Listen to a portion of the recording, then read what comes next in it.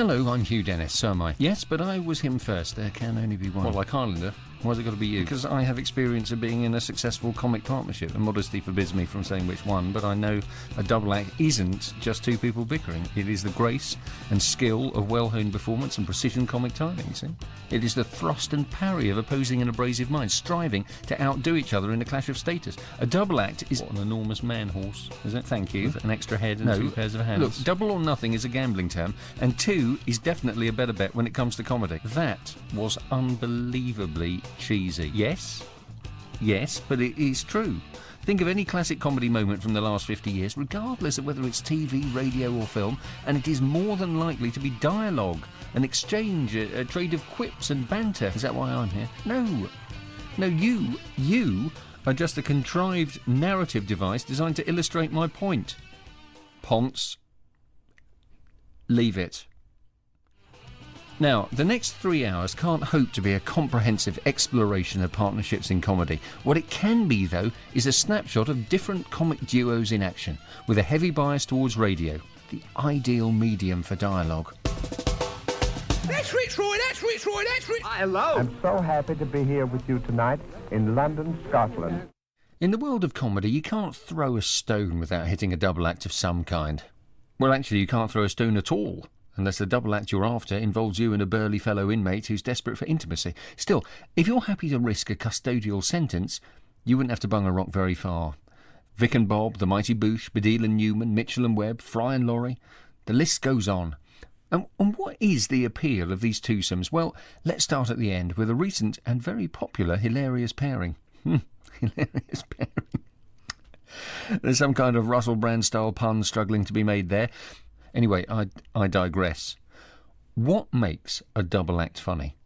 Little Britain proves it's all about motive. One character has an overwhelming obsession, which the other doesn't share, or actively opposes. Oh, a word of warning. In case you've never heard Little Britain before, this programme does feature a fair bit of robust and fruity language. Brighton. Britain. Discovered by Sir Henry Britain in 1605. Sold to Germany a year later for a pfennig and the promise of a kiss. Destroyed in 1830-42 and rebuilt a week later by a man.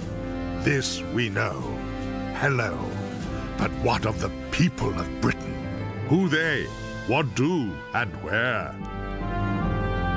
We begin our frigging journey at Crufts, where St. John's ambulance woman April May has been spotted by a fellow volunteer. Afternoon, April. Afternoon, Roy. Mind if I join you? If you must. Didn't know you were still in St. John's. Yeah, I was about to say the same thing myself. I heard about the tribunal. That was unlucky, that was very unlucky. Nothing could have saved that man. Yeah, certainly not a mint humbug. If you must know, it was a mint crumbly. April May had a crackpot ideas. Second-degree burns, give 'em a soft mint. Internal bleeding, try a tic-tac. Lost a leg? Here, have a polo, the mint with the hole. It's a Murray mint, actually. Knock, anybody there? That's Rich Roy, that's Rich Roy, that's Rich Roy. Coming from you, I must say that is Rich. What are you inferring? You've got some funny ideas yourself. Cigarettes are proven to be good for you. No, they are not. Thanks to the fag, I have saved hundreds of lives over the years. Only the other day, a little boy swallowed his tongue. Fortunately for him, I was on hand with a pack of Embassy No. 5. And you think your cigarettes are helping people? Yes, but not in all cases. Obviously, if somebody was slipping into a diabetic coma, I'd be insane to give them a puff on a Lambert and Butler. No, that would be an occasion to bring out the pipe. I think it best if we agree to disagree on this one, Roy Favours. So if you wouldn't mind, or if you would mind, or if you wouldn't mind sitting somewhere else, please, thank you. I shall sit where I like. Quick, I need help. My mother's just fallen over. She's banged her head. I'll deal with this. I'll deal with this. I saw her first. Quickly, she's just over here. Coming through. St. John's. Here she is. Oh, dear. No, this doesn't look good. At all. Oh, no. Thank God I brought my Fox's glasses with me. Put them away, woman. This is a classic John Player special situation. Come on, do something. She doesn't seem to be breathing. Fox's glasses here. JPS. Can't you two agree on something? Got any menthol? Genius. I'll just nip down the shops and get some. In his office in Trout, theatrical agent Jeremy Rent is delighted to have finally secured a job for his client, Dennis Waterman. So, the contract's here, if you just want to sign it. Hang on a minute, one question. Will they have nice sandwiches and cakes at tea time? Yes, the producer assured me that the caterer was top-notch. All right, pass me the pen. Oh, it's heavy. Right, I will do it. Signed, Mr. Dennis Waterman. Kiss, kiss. Wonderful. We finally got you a job. Oh, I'm glad to see you're finally over this silly write the theme tune, sing the theme tune business. Oh, no, that's all in the past. Well, thank goodness for that. Well, shall we go out tonight and celebrate and have some chicken? I'd love to, Dennis. I can't tonight. I'm going out to dinner with Sheila. It's actually my birthday. Oh, you should have said, let me sing happy birthday to you. Oh, no, you'll embarrass me. Oh, got to sing happy birthday. Oh, all right then, go on. If you want to, I'll change the situation. Right people, right time, just the wrong occasion. Dennis, this is not happy birthday. I've got a good idea. Just you keep me near, I'll be so good for... Happy birthday to you, happy birthday to you, happy birthday to Jeremy, happy birthday to you. I'll just get this contract in the post then. Oh, just out of interest, who is doing the theme tune? Meanwhile, Fat Fighters course leader Marjorie Dawes has popped into her local supermarket to pick up a few sundries, and Mondays, and Tuesdays, and Wednesdays. Now, where are the fondant fancies? Caught ya! Red-handed! Oh, hello, Paul. Didn't expect to see you by the cakes. Oh, is this cakes? Oh, I was looking for fresh fruit and vegetables, which is mainly what I eat. They're down that way, on the other side of the store. Well, thanks, Paul. I'll see you at Fat Fighters on Wednesday. Yeah. What have you got in your basket? This way, the fresh fruit, was it? Hula hoops, penguins, orange vicats, Viennetta. Blimey, you're packing away, ain't you? It's all part of a balanced diet, Paul. There's a satsuma in there as well. Oh, I can't see it. Oh, it must have fallen out. Anyway, what have you got in yours, eh, Fats Domino? Well, like you said in class, skim milk, a chili con carne lean cuisine meal for one, a grapefruit, mixed salad... And what's that? Tracker bar. Oh, dear. A tracker bar. We found your Achilles foot, haven't we? It's just one tracker bar, Marjorie. My treat for the week. I don't know why I bother. I work my guts out, and this is how you repay me. Et tu, Judas. I'm sorry, Marjorie. It won't happen again. No, it won't happen again, because I'm going to confiscate this tracker bar and dispose of it how I see fit. OK. I'm really sorry. I'll see you at the meeting on Wednesday. Oh, I don't know if there's much point in you coming now, is there, Paul? If all you're going to do is stuff your face every time my back is turned. Well, if you feel like that, then maybe I shouldn't come. No, do, because we need to keep the numbers up. OK.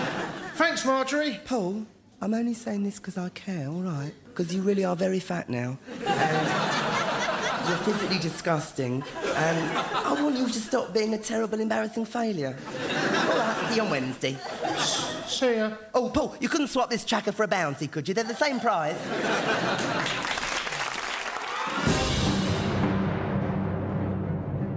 It's 11:05, and two businessmen are enjoying a meal at the Aberdoon Steakhouse somewhere in Scotland. Ha! Scotland! They say they're their own country and then they want money from us. They're all a bit rough, really.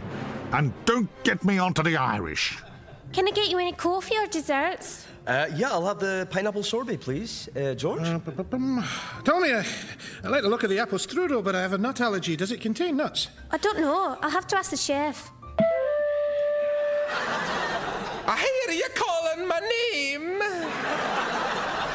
This gentleman would like to know if there are any nuts in the apple strudel. Oh, he would he? Aye. I'll just go and get your coffees. I'll tell you, kind sir, but first you may cross my pardon with silver. Oh, Philip, have you got any change? Aye, there you go. If I tell you the truth, I'll tell you a lie, but if you call me false, then I'll also tell you a lie. All right, so do you know if there are any nuts in the strudel? Yes. What? Yes, there are nuts, so yes, you know. Yes. Well, which? Yes. OK, then, well, I'll ask you a direct question. Are there any nuts in the strudel? This is idiotic. Can we just have the bill, please? So you'll leave tonight never knowing the truth of the riddle of the nuts in the strudel?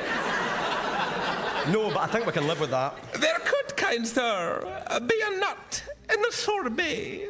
Yeah, I find that highly unlikely. There could be sorbet and the nuts. Look, that's just stupid now, isn't it? There could be nuts in the nuts. There you go, 2 coffees. Thank you. So, Graham, are there any nuts in the strudel? I don't know. We get them in frozen. I'll have to check the packet. They say the queerest things happen behind closed doors. Here, in an ordinary-looking house, in an ordinary-looking street, a mother and daughter are drinking cups of tea. Well, I never. So I said to him, I don't have a receipt, but I want a refund anyway. I mean, it was the same man who served me the day before. So, oh, look, your dad's asleep again. Wake him up. Oi! Oi, Dad! Wake up! What? You were asleep again. No, I wasn't. You were, he was. I heard every word. All right, what were we talking about? Well, you were talking about Val's toaster, and then Julie offered to take it back. And then all of a sudden we were in France. We were all in this palace.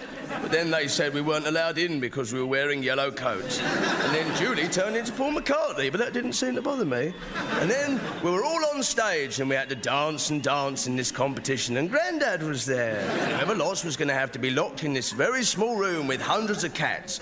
And then we were sitting here again and Julie was talking about not having a receipt, so no, I wasn't asleep. And after all that, I think I'll go and have a lie down. There's a church fete every 3 minutes in Britain. Diligent members of the community often raise as much as £4 for charity. Today, at his church fete, Father Peter is drawing the raffle. So I'll just draw out the numbers from here. OK, the first prize is a bottle of sherry, and the winning number is Blue 42. I've got it! Oh, it's Ken Stevens. Thank you, Father. Kenneth, would you rather I held on to it, what with your wife's little drinking problem? Thank you, Father. OK, the next prize is a pair of tickets to the Regency Cinema, and the lucky recipient is Pink 11. Oh, it's Marion Burnett. Oh, thank you. I never win anything.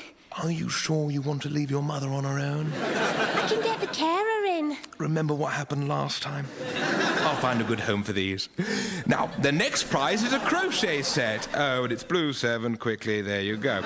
OK, what have we here? Oh, this looks very high-tech. This is a CD Walkman. Gosh. Yes, I wouldn't mind having this myself. The winner is White 40. White 40. Mrs. Cullis. Do you think it's wise to have this in the house? Do you think your son might try and sell it to feed his smack habit? Oh. Off you pop. And now it's time to see who has won the star prize, which is a weekend for 2 at the Shrublands Health Farm. Somebody's going to be very happy, aren't they? And that person is the bearer of White 30. White 30. Oh, I don't believe it, Vicar. It's our very own Verger. Tell me, can you really be missing church on Sunday?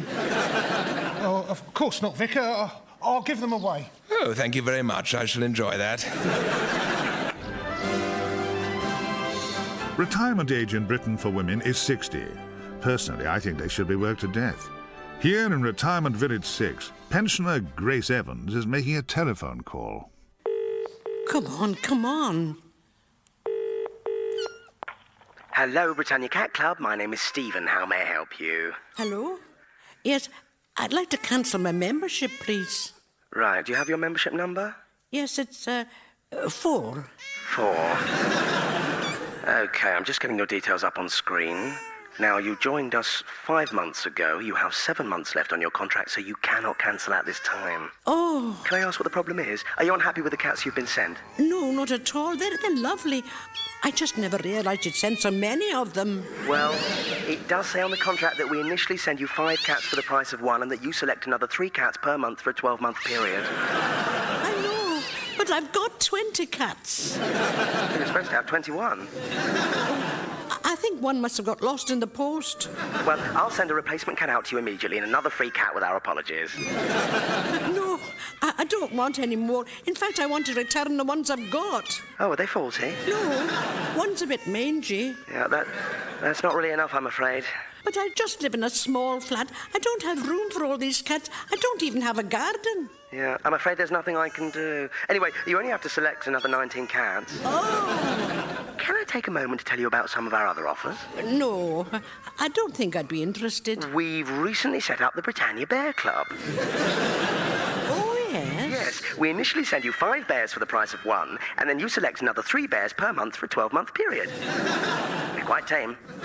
5 bears for the price of 1? Uh-huh. Hang on a mo. I'll just get my credit card. Since winning nearly £3 million on the National Lottery, Mr. Gupta has found himself with a brand new friend. Coming! Hello, friend!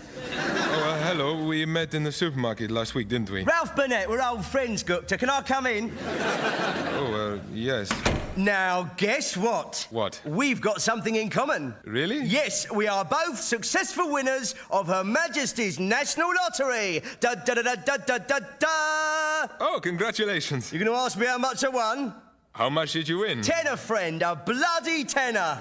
Would you believe it, Gupta? £10 new. Oh, that's good. Yeah, so I just thought I'd come round with your share, like we said. Sorry? Share the spoils, sir. £5 new English pounds, like we said, sir. I'm embarrassed. I can't take your money. I'll give it all to you, Gupta, only I'll give the other £5 to charity. Take it. Well, thank you. So, we're both lottery winners. Me, £10, you, £2.8 million. Me, having just shared my winnings with you, giving you half of it, which I've just given to you. And how is your wife? No, friend, don't change the subject. I haven't decided what I'm going to do with the money yet. I have a very large family. Oh, Mr. Gupta, sir, no.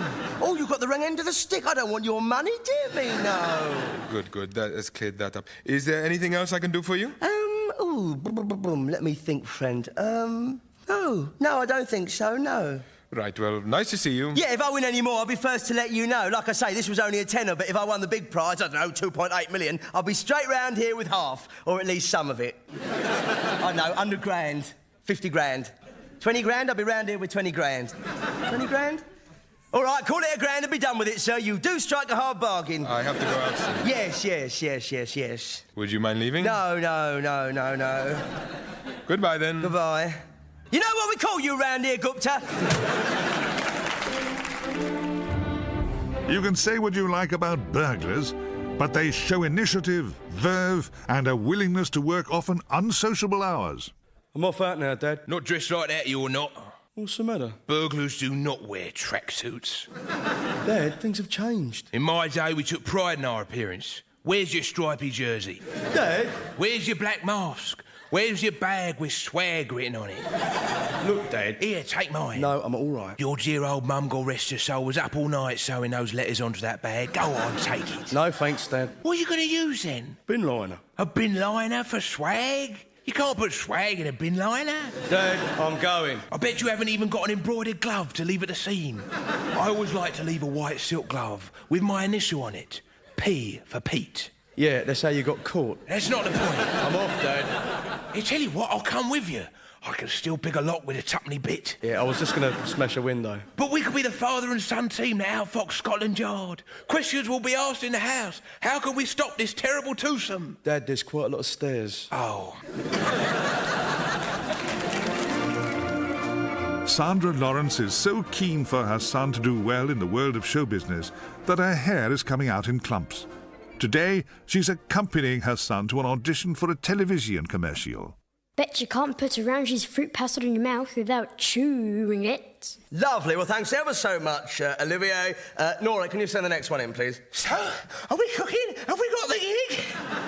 We'll let you know. He does a great Roland Rat. Do you Roland Rat? Mum! Mrs. Lawrence, we've just got a few more people to see. Have you seen the snowman? Yeah, what, the cartoon? The cartoon, yeah. He does a song from that. Do it. It'll break your bleeding heart. Come on. Mum will do it with you. We're walking in the air. Well, thank you very much for coming. Yes, very good of you to come in, but we do have a very tight schedule. There's lots of people waiting outside. It's his birthday today. No, it isn't. It really make his day if he got an advert for fruit gums. Please. He's dying. What? Look a dying boy in the eye and say no. We'll be in touch. We don't have time for this now. Yes or no? Go on, put him out of his misery. Well, if you must know, it's a no. Yeah! What? Well, it's nothing personal. We're just looking for someone a bit different. Oh, we can change him. I'm sorry. Oh, we can have something done. The nose, the eyes, the neck, we can make him shorter. Not again, Mum. Thanks ever so much. Thank you ever so much for bringing your boy and your real character. You've got a very, very talented son, and we wish you all the best. You scum. Goodbye. I'll tell him you touched him. Get out. Books were introduced into Britain in the 1950s. Early books had no words or pictures, but nowadays the book world is thriving, with over 7 books published every year. Dame Sally Markham, Britain's leading romantic novelist, is hard at work finishing her latest opus. Dr. O'Brien took Elizabeth into his arms, held her and kissed her like a woman had never been kissed before. The end. Truffle, please. How many pages, Miss Grace? 76. Then they had a cup of tea. The end. Truffle, please. How many pages, Miss Grace? Just on 77. Then they went out to the shops for a bit. They didn't really see anything they liked. They came home. Truffle, I think. Pages, Miss Grace? Still 77. You sure? Yes, I counted them. Oh. Then they had another cup of tea. The end. Truffle? I'm afraid there aren't any truffles left, Dame Sally. There was a full box this morning. You've been scoffing again, haven't you? I haven't touched them. I've got my eye on you. All right. Then they watched a very long television programme which took up lots of pages. The end. Still 77. Then Dr. O'Brien turned into a carriage clock, and that was fun for a bit. And then the words got very long and took up loads of space. The end. Still not enough, I'm afraid. All right, then. Blah, blah, blah, blah, blah. Blah, blah, blah, blah. Blah, blah, blah, blah, blah, blah, blah, blah, blah. Oh, blah, blah, blah, blah, blah, blah. Blah, blah. How many pages? 200. It's finished. Good. You'll see, Miss Grace. I'm on a roll now. The Ring of Eternity by Dame Sally Markham. Chapter 1. The end. How many pages? In Pockford, police constables Bryce and Rawlinson have some upsetting news to impart. Mrs. Harris? Yes? Can we come in a moment, please, madam? Yes, why? Is anything the matter? I think you better sit down. We have some bad news. Yes? There's been an accident. I'm afraid your husband was killed in a car crash this morning. No. I'm terribly sorry. No, what happened? Well, he was involved in a collision with a heavy goods vehicle. Paramedics were called, but Ken was pronounced dead at the scene. Ken? Yes, I'm afraid so. But my husband's Jonathan. Jonathan Harris. Well, it was a black Ford Mondeo, registration K5. No, we only have a Fiesta.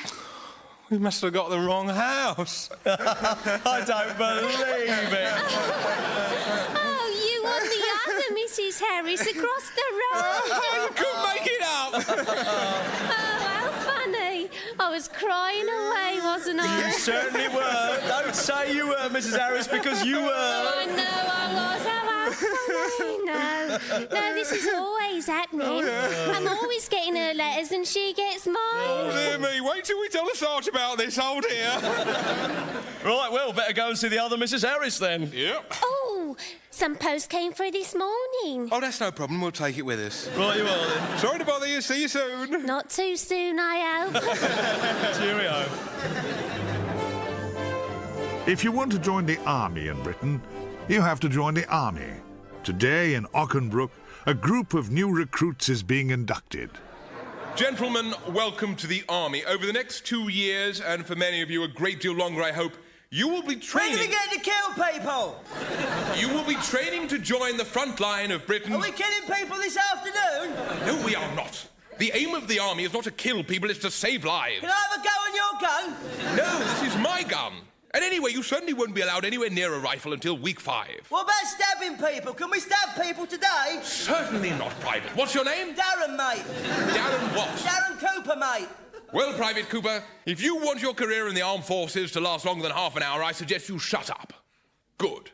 Now, over the next 2 years... Have you killed anybody? I'm not saying. Oh, that means you haven't then. I have. Wow, brilliant. How many? About 20. Wow, that is so cool. Was that this morning? Private Cooper, I have been in the army 24 years. God, that's not even one a year. I must say, this really isn't what I thought it was going to be. Oh, is it not?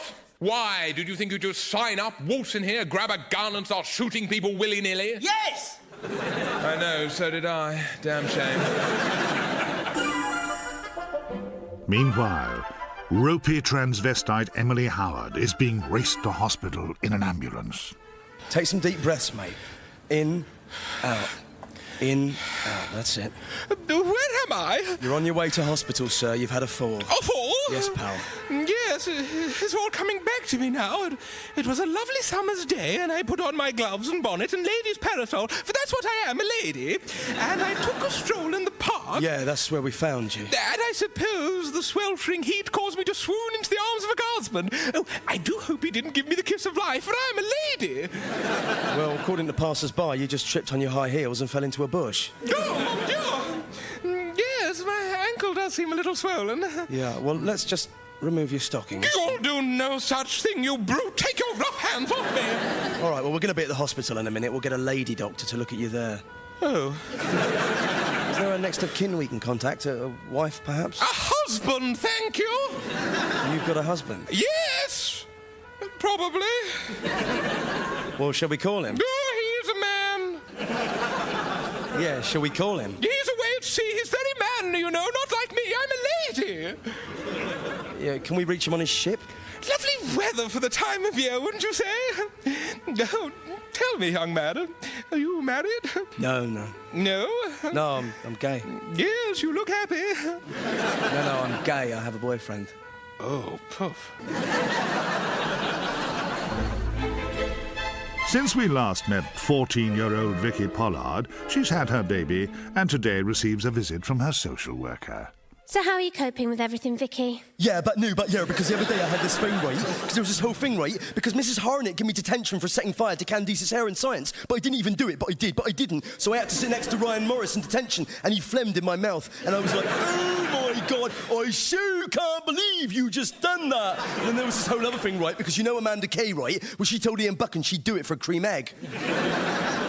So you're fine, good. And how's the baby? Fine. Can I see her? It's not her, it's it. Can I see it? Well, what happened was there was this whole thing, right? Because we were supposed to all meet up outside the office, but they wouldn't serve us because Emma only looks about 9. Anyway, we was all going to go down the Wimpy, but then Liberty said she didn't want to go there because she heard Tyrone was going to be there, but he wasn't. So we went back for Liberty, but she was down the arcade with Sophie Bannerman. But she was a complete bitch to do that because Sophie Bannerman is best friends with Vanessa Fox. Vanessa Fox told Tony J that I fancy David Wu, but everyone knows David Wu's got scabby legs.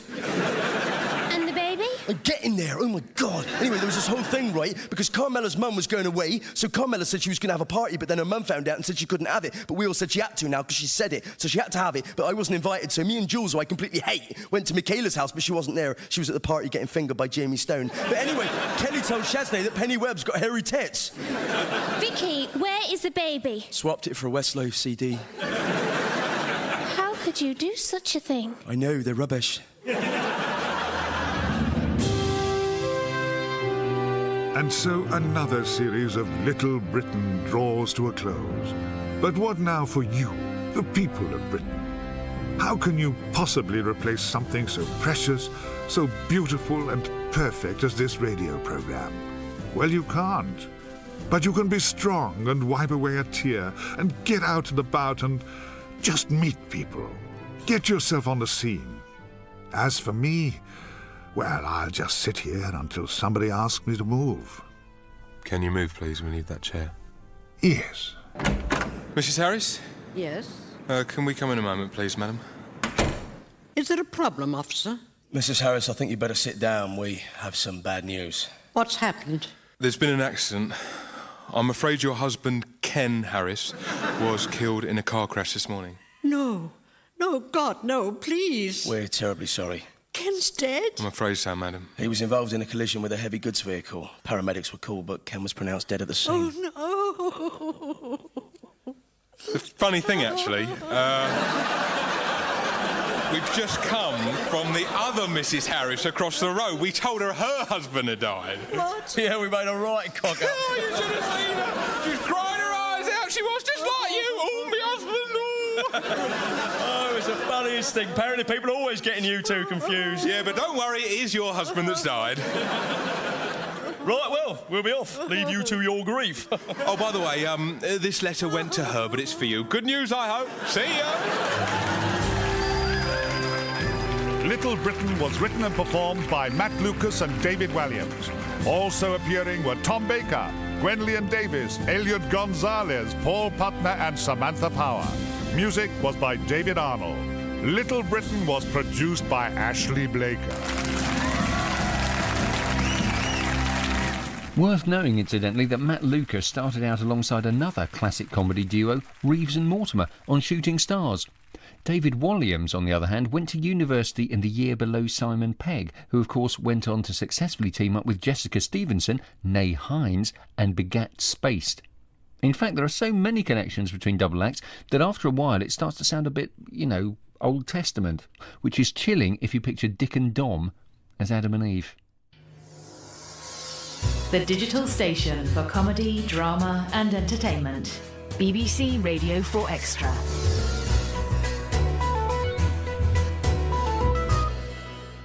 You're listening to Double or Nothing, a celebration of comedy partnerships, primarily on the wireless. In your ears, half an hour from now, this. I said, really? I didn't like the way you said that. I didn't like the way you looked when you said it. I didn't like the way your friend looked when you said it. Back to the dawn of radio for our next show now.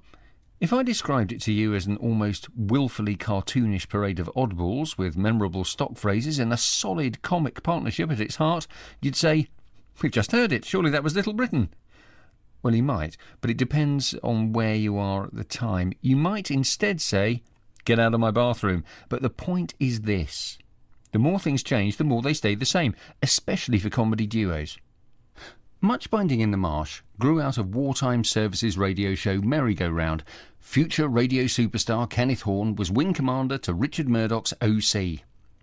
It's not an obvious choice as far as double acts go. Although a formidable team in their own right, Murdoch and Horne are surprisingly generous with the writing, happy to become straight men to their strange supporting characters. Much Binding in the Marsh.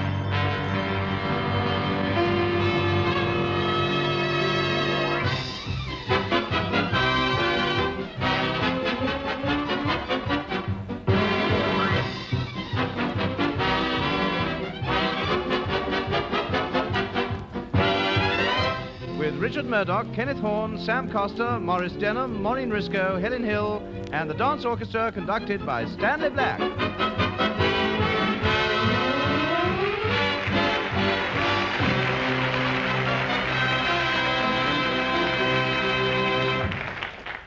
Springfield Abbott Supervisor, can I help you? Oh, yes, would you put me through to Maurice Denham, please? Certainly, sir. You're through. Hello, this is Beckenham. Oh, is it? Oh, I say, Denham, it's Slessor here. Are you doing anything on Friday? Well, probably you cooked it too much. I said, are you doing anything on Friday? The Radio Revelers have recorded it, too. Oh, I say, this is one of the worst lines I've ever known. What line? Much Binding takes the air.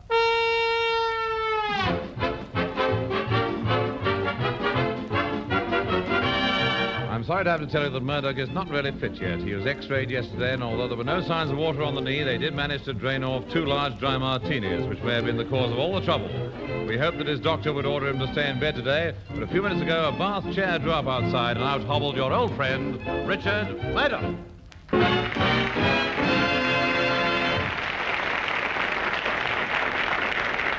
How do you do, visitors? Welcome once again to Much Binding in the Marsh. After our trip to London and the circus last week, things have been a bit humdrum.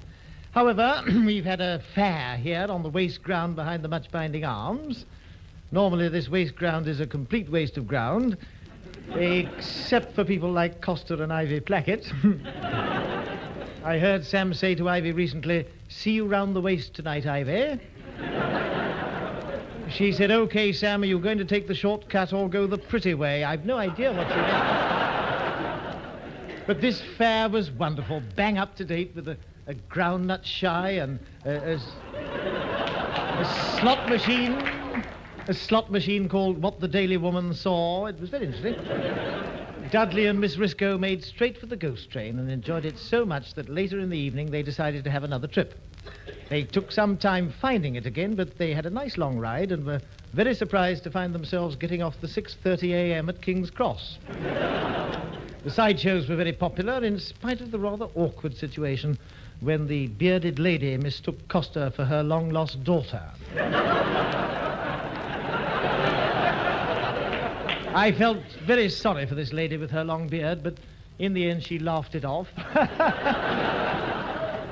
Mr. Horne was most interested in the tattooed lady whose anatomy was completely covered with a map of the world. He was so excited at finding Sidi Barani on her left shoulder that he let He let the rest of the world go by. Anyhow, it's thrilling to know that we can now get suits without coupons. Mr. Stitchwell, the local tailor, rang me up and said, now, what about a suit? No coupons. I said, well, it's all very well to have to find the coupons, but what about the money? He said, well, it would work out a lot cheaper if you could find your own material for the lining. So I hit upon a splendid idea. I said, well, as I shan't be needing them now, you'd better line it with the coupons, and he's going to. After all, Stanley Black and the Dance Orchestra have for years been having their suits lined with old band parts, and they've just ripped open the seams of their demob suits and found that they're now in a position to play I Won't Dance.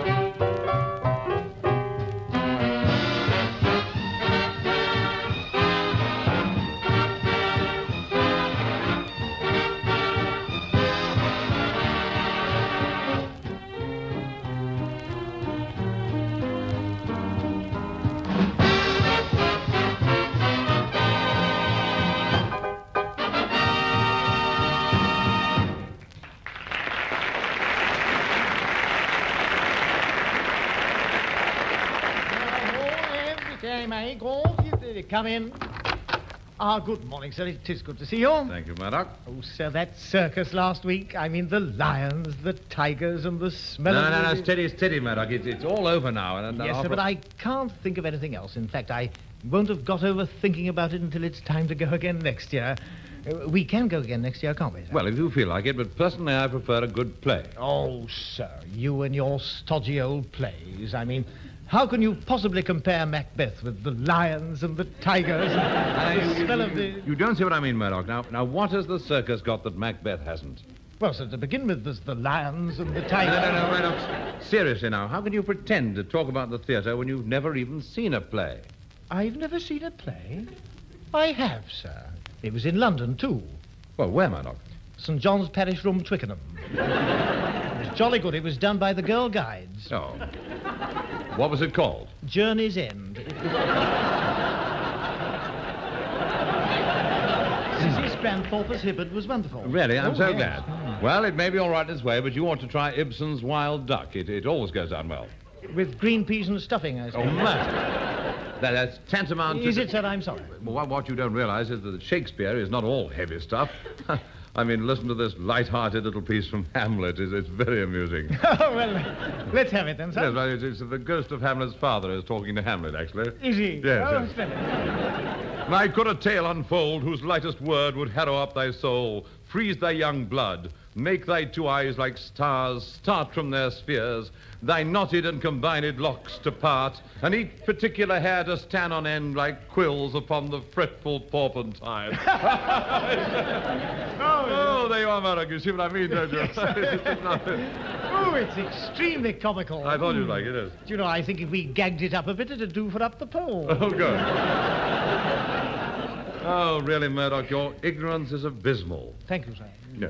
Incidentally, have you made any plans yet for the Vine-Bourne Festival? Oh, yes, sir. The bookings are going awfully well down in the village. Mrs. Plackett sold packets of tickets. Really, enough to suit all pockets? Oh, buckets. Good. Now, who are we going to get to perform the opening ceremony? We should have a different celebrity for each day of the festival, you know. I quite agree, sir, and I've managed to get someone for the Monday. Have you, Murdoch? Who? It's a real scoop, sir. Good. Kevin O'Connor. Oh, well, that's, who? Kevin O'Connor, sir. I've never heard of her. Oh. Well, that's life. Now, what about Tuesday? Well, it's hardly worth having anyone on Tuesday, sir, because everyone will be at home listening to a little thing that Yes, goes... yes, I quite understand, yes.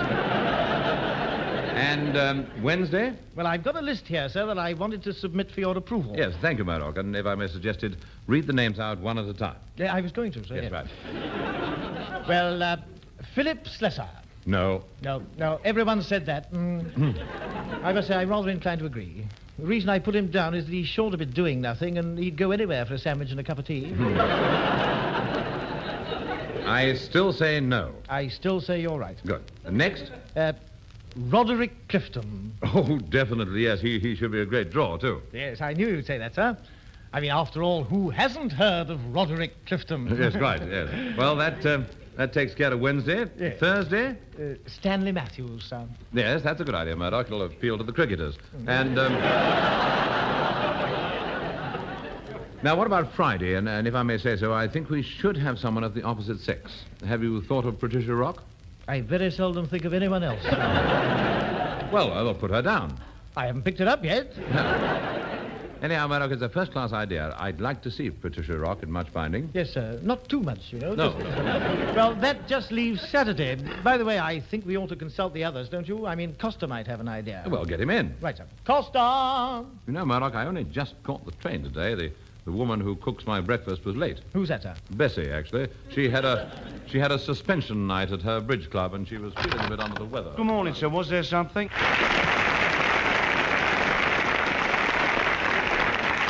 Yes, Costa, we've been talking about Bindborn and who's going to open it on the Saturday, and Mr. Horn suggested that you might possibly... well, that's very nice of you indeed, sir. I much appreciate it, and Emily will be very pleased. And, this is going to be very difficult, sir, breaking it to Costa that he's not going to... would you like to have a crack? Well, Murdoch, it's nice of you asking me to. I'm opening fates. I've done quite a lot of it. And, no, sir, I mean breaking it to Costa that he's not going to... Oh, I see, yes. Now, leave it to me. Right. Yes, leave it to me. Now, look, Costa, I know you pretty well, and we must get this opening of Bindborn business quite clear. Murdoch may have given you to understand it's quite all right, sir. I think I shall probably say, ladies and gentlemen, it gives me great pleasure to have been asked to open this festival, and first of all, I would like to say... No, Costa, you haven't got the idea at all. We don't actually want you Well, how about this, sir? Unaccustomed as I am to opening festivals... And what Mr. Horn is trying to say, Costa, is that we don't expect you actually to open the festival. We want to... Oh, you tell him, sir. Right. Now, Costa, look. 30 days hath September, April, May, and June definitely has. Now, so what I want to...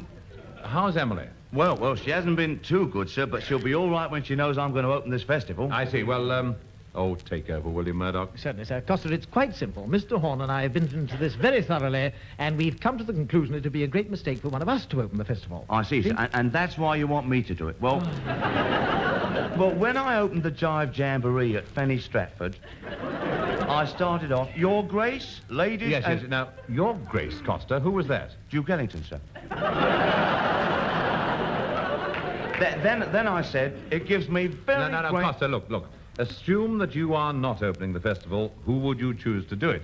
Well, sir, Victor Sylvester, for instance, he'd get there strictly on time. Then there's Morris Winnick, but, of course, he might not give himself permission.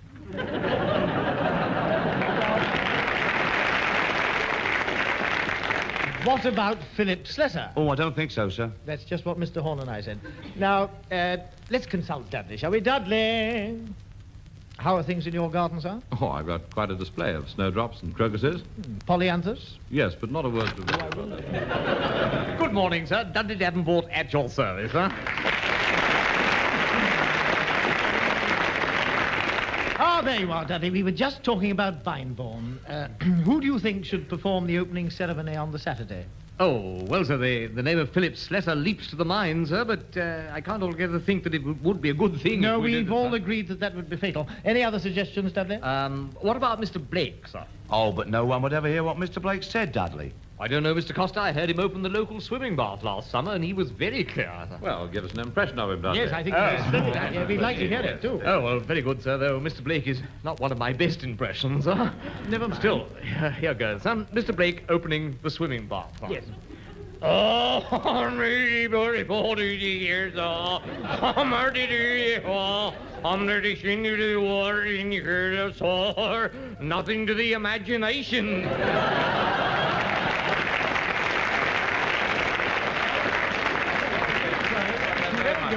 Have you got any more impressions? Well, yes, sir, I have, as a matter of fact, sir. Oh, good. Well, let's have one. This is a rather tricky one, sir. Is it? Well, yes, I should like to hear it. This is how it goes, sir. Oh, dear. All this washing up. Well, what was that? Housemaid's knees, sir. Well, is that all you've got? Got another one for us? I got another one, sir. Well, let's yes, have it then. Yes, yes. This one goes like this. Ow! Ow! Ow! What was that? A thrashing machine, sir. Oh. Well, now... About Vineborn, we've all decided what we're going to do, have we, Costa? Well, last week I did think of taking up the cello. I see, and what happened? Well, Emily was ill in bed, so I took up the breakfast instead. Oh, Costa! And then I tried out some scales, and that wasn't very good either. Why not, Mr. Costa? I caught my finger in the troy weight. So this is quite hopeless. Let's ask if Dudley's... Dudley, what have you done? Well, sir, I haven't yet decided what I'm going to do at the festival, but I have painted a poster to advertise it, sir. Oh, sounds wonderful. Now, let's have a look at it, Dudley. Oh, all right, sir. Here it is, sir. Oh, I see. I like the heading, don't you? Vineborn or the birth of a vine. Very clever, yes, sure. What are those things in the bottom right-hand corner that look like squashed gooseberries? Squashed gooseberries, sir. That's my trademark, sir. Your trademark? Yes, sir. Don't you see, sir? Oh, I see. I am... Fool, yes, very good, yes. Incidentally, sir, what are you going to sing at Vineborn? Well, I'm going to sing Carmen. How does it go? Oh, you know, Murdoch, it goes... Come into the garden, Maud. Come into... Well, it's just what they'll want, sir. Oh, thank you, Murdoch. And what's your contribution to be? I'm going to play Rubinstein's Melody in F in C. Well, why not in F, Murdoch? Well, I shall be doing it as an encore to The Flight of the Bumblebee, and it'll save retuning the ukulele. I see. And now, look, when are we going to rehearse all this stuff? Well, I thought we might have a slight run-through this afternoon. I've arranged for the band to be available. All good show. Well, let's go over to the hall and get cracking then. Right out. By the way, what's that peculiar thing you've got strapped on your body and that sort of fishing rod thing in your hat? I'm rather glad you asked me that, sir. It's my latest toy. It's a new walkie-talkie. Oh, good heavens. What will they think of next? Probably a runny-tunny. Yes. Or a trotty-totty. Well, now, come on, let's start walking and see if it works. Right, sir. I'll switch it on. How far do you have to walk before these things warm up? Well, sir, once I had to walk all the way from Oxford Circus to Notting Hill Gate, and it wasn't till I got past Bond Street that it suddenly went... K-I-N-G.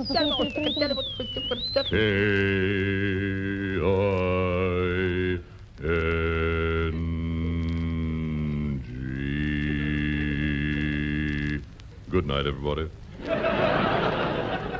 Gwen Catley's next recital will be next Tuesday. We are now taking you over to an encouragement factory at Egham. Listen to the Eggers on as they egg on Helen Hill as she sings Love's Melody.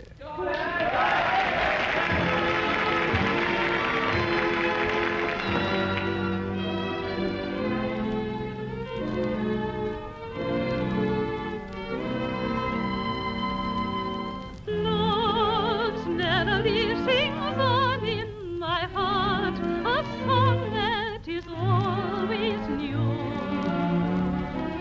Love's melody when we are apart will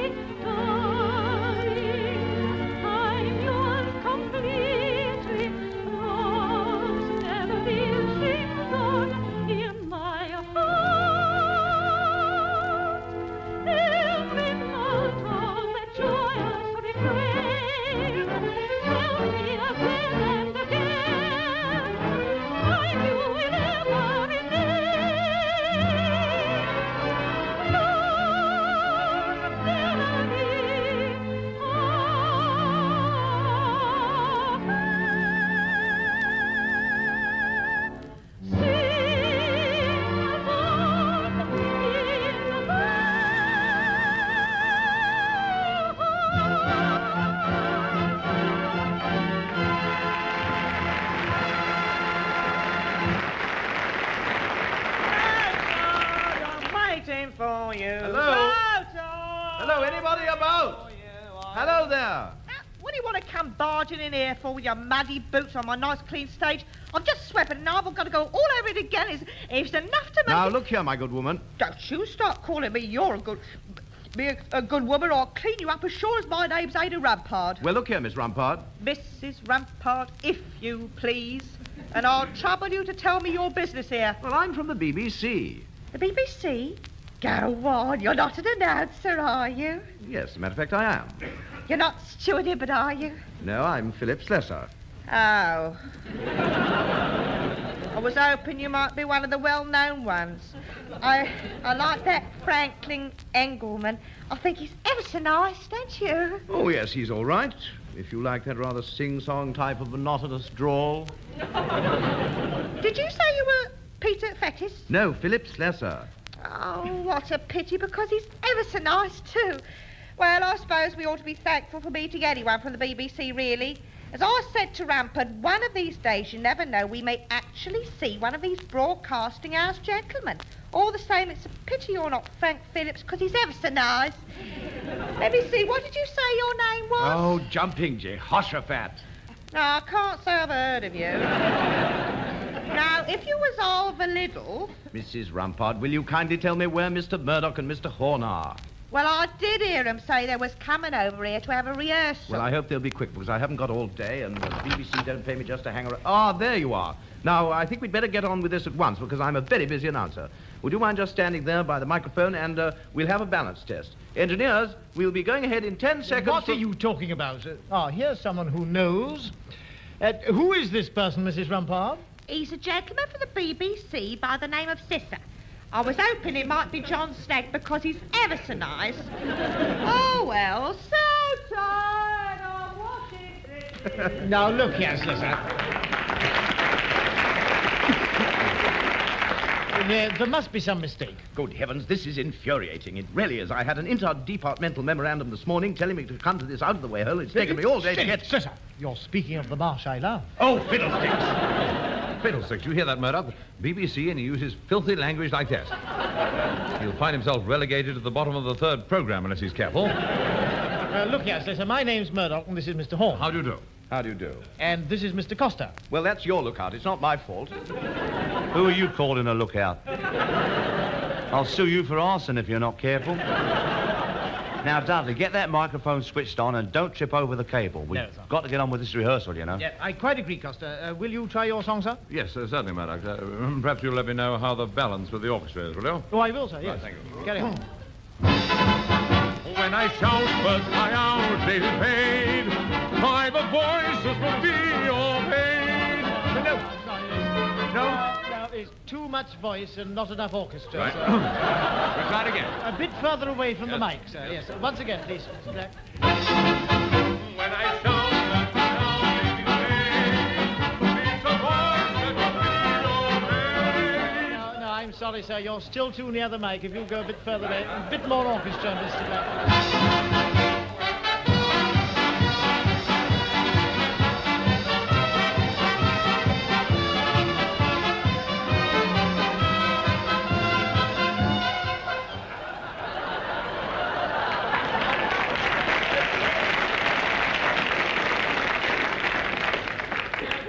Yes, much better, sir. Yes, fine now, thank you. What about you, Dudley? Have you got something suitable for Bindborn? Well, sir, yes, I've written a special heavy opera for the occasion, sir. Oh, good. It's entitled Your Tiny Frozen Mitt. Now, sir, I'll give you an excerpt from the end of Act 17, sir. You see, the Princess of Cornucopia, she's known to her intimates as Ethel, is leaving her lover, the Prince of Chandelier, that's Herbert, but he doesn't want her to go, sir, you see. I'll sing both the parts, and then you can see how it goes. Herbert sings first. No, do not leave me. I cannot live without you. Yes, I must go. No, you must not go. Yes, I am going. For me, she is going. For me, you've said it. I go. She goes. I go. She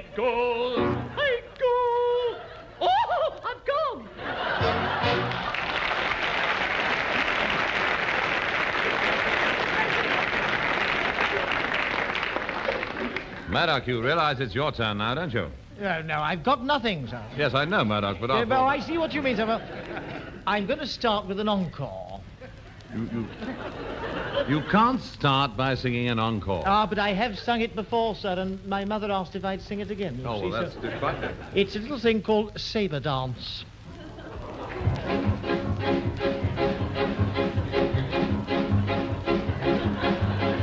When I was young, I often got a pain through eating too much jelly and cakes and elephant steaks and haricot beans and peppermint creams, and in the end, I always just went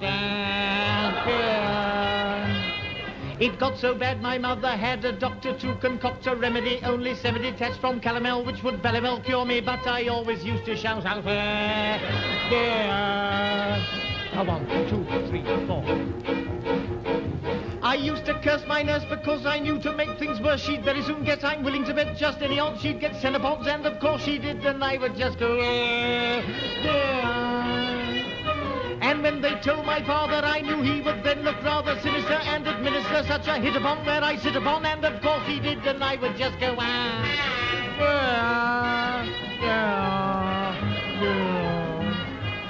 Now my song is nearly ended, so the least said soon is mended. What it's all about, I don't know. If I don't, I'm sure you won't know. Do your Christmas shopping early to avoid the hurly-burly. That is all I've got today, and so the time has come to say good night.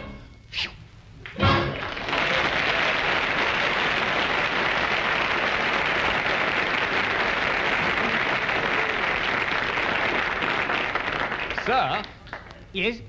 Sir, Yes? if I may suggest it, sir, I think that after all that, the audience will probably be ready for a little really high-class music, sir. What does he mean, Murdoch? Well, I can only assume he's referring to a little thing that goes something like this. At much finding in the marsh. I must say, I'm glad that this is over. At much finding in the marsh. If only we could rest, we'd be in clover. I tell you what, let's make the others come here and rehearse. I only hope the whole thing doesn't go from bad to worse. So, Costa, Yes, sir. Dudley, Sir? let's have the second verse. At much finding in the marsh. At much finding in the marsh. Thank goodness both those twerps have now departed. At much finding in the marsh. At last the two of us can now get started. I think I'll catch the bus and go to Spagthorpe for a show. But Mr. Horn and Mr. Murdoch mightn't let you go. I'd like to see them stop me. Costa? Yes, sir, can I? Now, at much finding in the marsh. At much finding in the marsh. It's comforting that clothes are off the ration. Tiddlim-pom-pom. At much finding in the marsh. We'll now be dressed up in the latest fashion. Miss Risco's gone to Blackett stores to go through all their stock. The fur-lined trousers I have bought will give you quite a shock. I'm going to cast all care aside and buy a second sock. At much finding in the marsh, last verse. At much finding in the marsh. We've all been asked to work a little harder. At much finding in the marsh. We are out to help restock the country's larder. The vicar's nimble fingers now some extra tasks have found. For seizing opportunities, he's always been renowned. He sits and dances bed socks while the place is going round. At much finding in the marsh. How'd you get there? Much finding in the marsh. Good old gooseberries. At much finding in the marsh.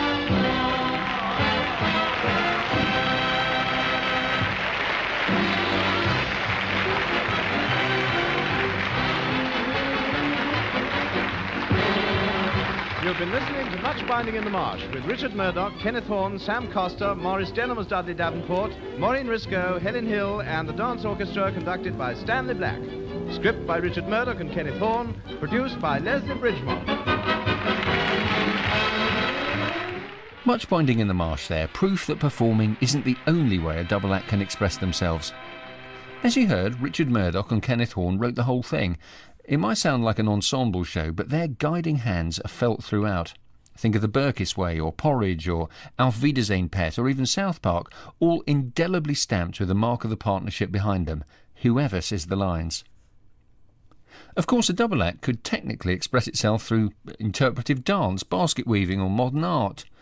Does that make Gilbert and George really the next Morecambe and Wise? Must stop coming up with those images, you know. It's only in my head in. You're listening to BBC Radio 4 Extra. I'm Hugh Dennis, and this is Double or Nothing, a celebration of humorous twosomes. In half an hour or so, absolute power. Before that, a personality clash is what double acts are all about, and for some, it can prove problematic. Really? I didn't like the way you said that. Even a relatively short-lived double act can make its mark, however, and In All Directions can certainly lay claim to being relatively brief. Starring two famous Peters, namely Jones and Ustinov, this hit 50s comedy was, and still is, highly innovative. Jones and Ustinov improvised a show into a tape recorder. Then it was typed, learned, discarded, then improvised again in the final recording. Another famous comedy partnership, Frank Muir and Dennis Norden, were involved in the editing. In All Directions, though, poses an intriguing query. How much of any double act is their genuine personality? Jones and Ustinov never stop assuming different personae or voices. In many ways, they aren't the stars. The show belongs to their characters, especially shady businessman Morris and Dudley Grosvenor.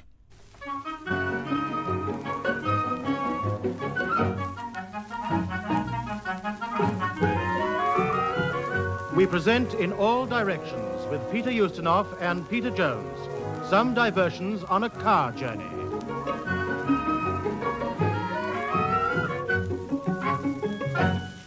And here is Mr. Peter Ustinov. Good evening. When Peter Jones and I were driving around London searching for Copthorne Avenue, we began to realize that being lost can be rewarding.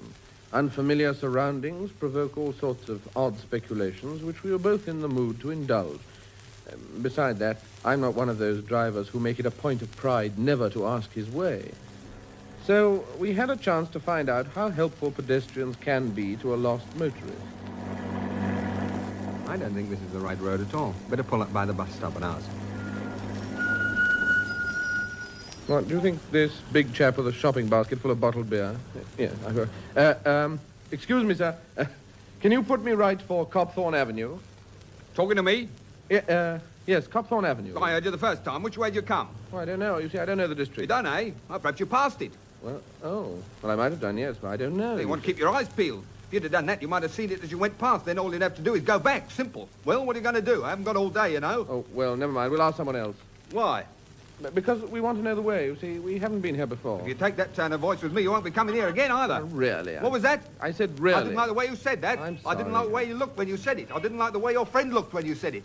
Who do you think you are, anyway? I'm a taxpayer like you. Hello. You better get out of that car. Put your hands up. I don't like sarcasm, you know. Look, I sure. I had to drop too much, have you? Never mind. I'll take you both on. I'll tell you. Thank you. Soon fill you in. You and your mate coming into a peaceful neighbourhood where people are minding their own tax-free businesses, looking for trouble. Wind up your window, Peter. I'm going to get going. All right. I've got your number. Bloody spibs. I'll have you. I'll be after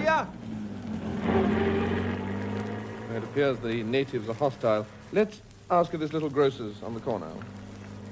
No, let's drive on for a bit. That grocer's doesn't look very appetizing anyway. Oh, did you see that cat asleep in the middle of all those packets of cereals? Jumped off now. How do they expect to sell cornflakes that way? They've forgotten how to sell things in this country. Ah, that's something they do so well in America. A man goes into a shop for some cornflakes.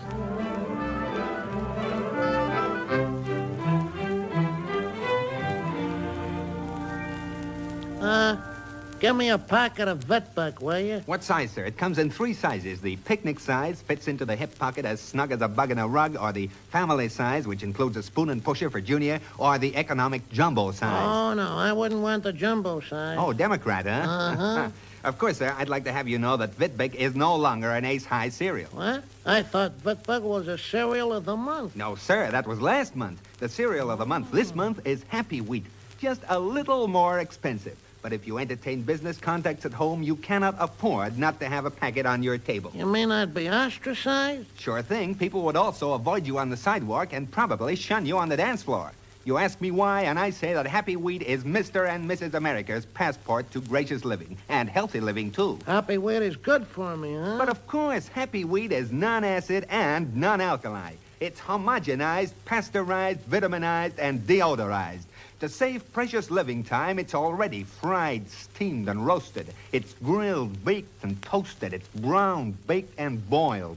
Happy Wheat is zesty, flavorful, tangy, melty, rich, lush, scrummy, tufty, tasty, teasing, and dewy fresh. It's also non-soggy. It's both bodybuilding and slimming. It's impregnated, it's concentrated, it's hooperated. And every bite-sized segment is shot from a gun in the Happy Wheatville factory in Happyville, Missouri. Okay, hey, I better take a packet right away or I might drop dead.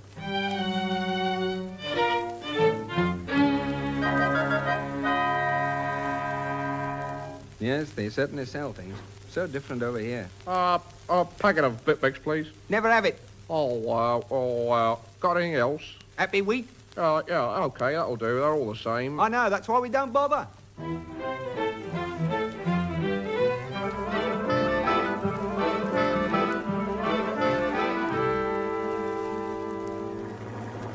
What are you staying down for? This military policeman, I suppose he's at the barracks nearby, so he probably knows it.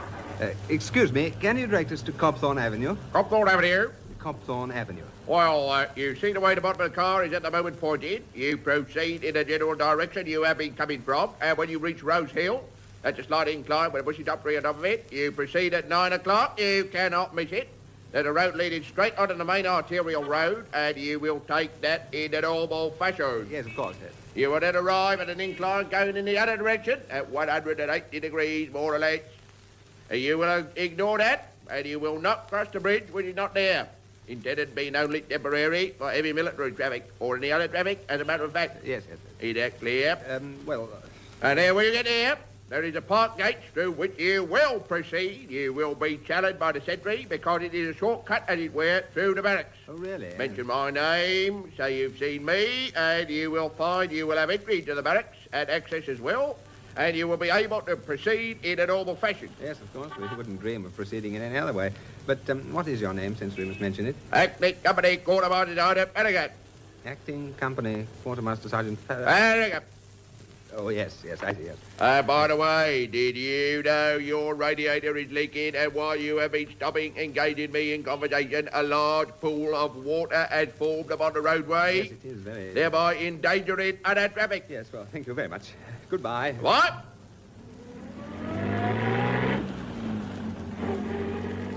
Well, that was the nearest ascents we've had so far. Our first objective seems to be Rose Hill. Where's that?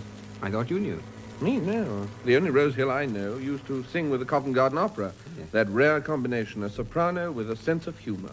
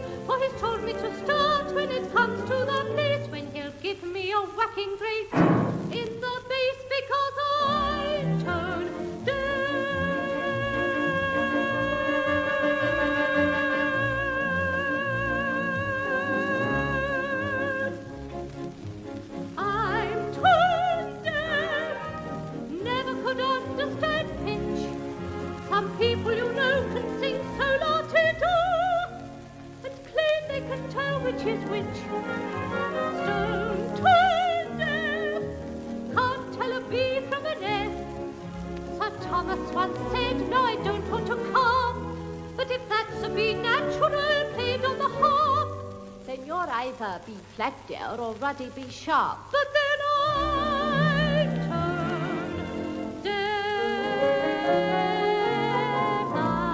turn deaf.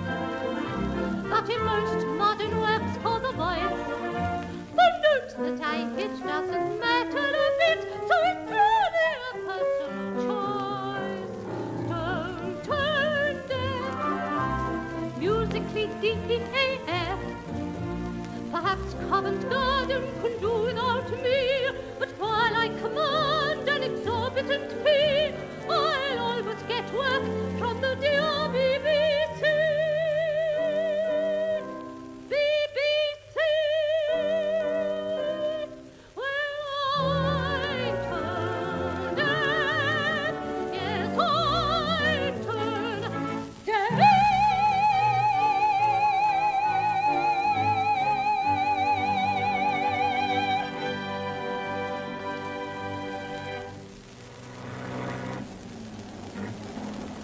Yes, quite a striking example of professional covering up.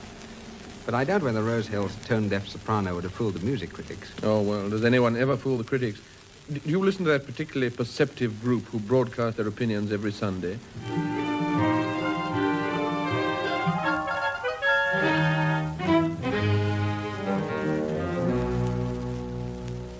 Good afternoon. Here are the critics. Today we have not read a book, but instead we've been to the concert.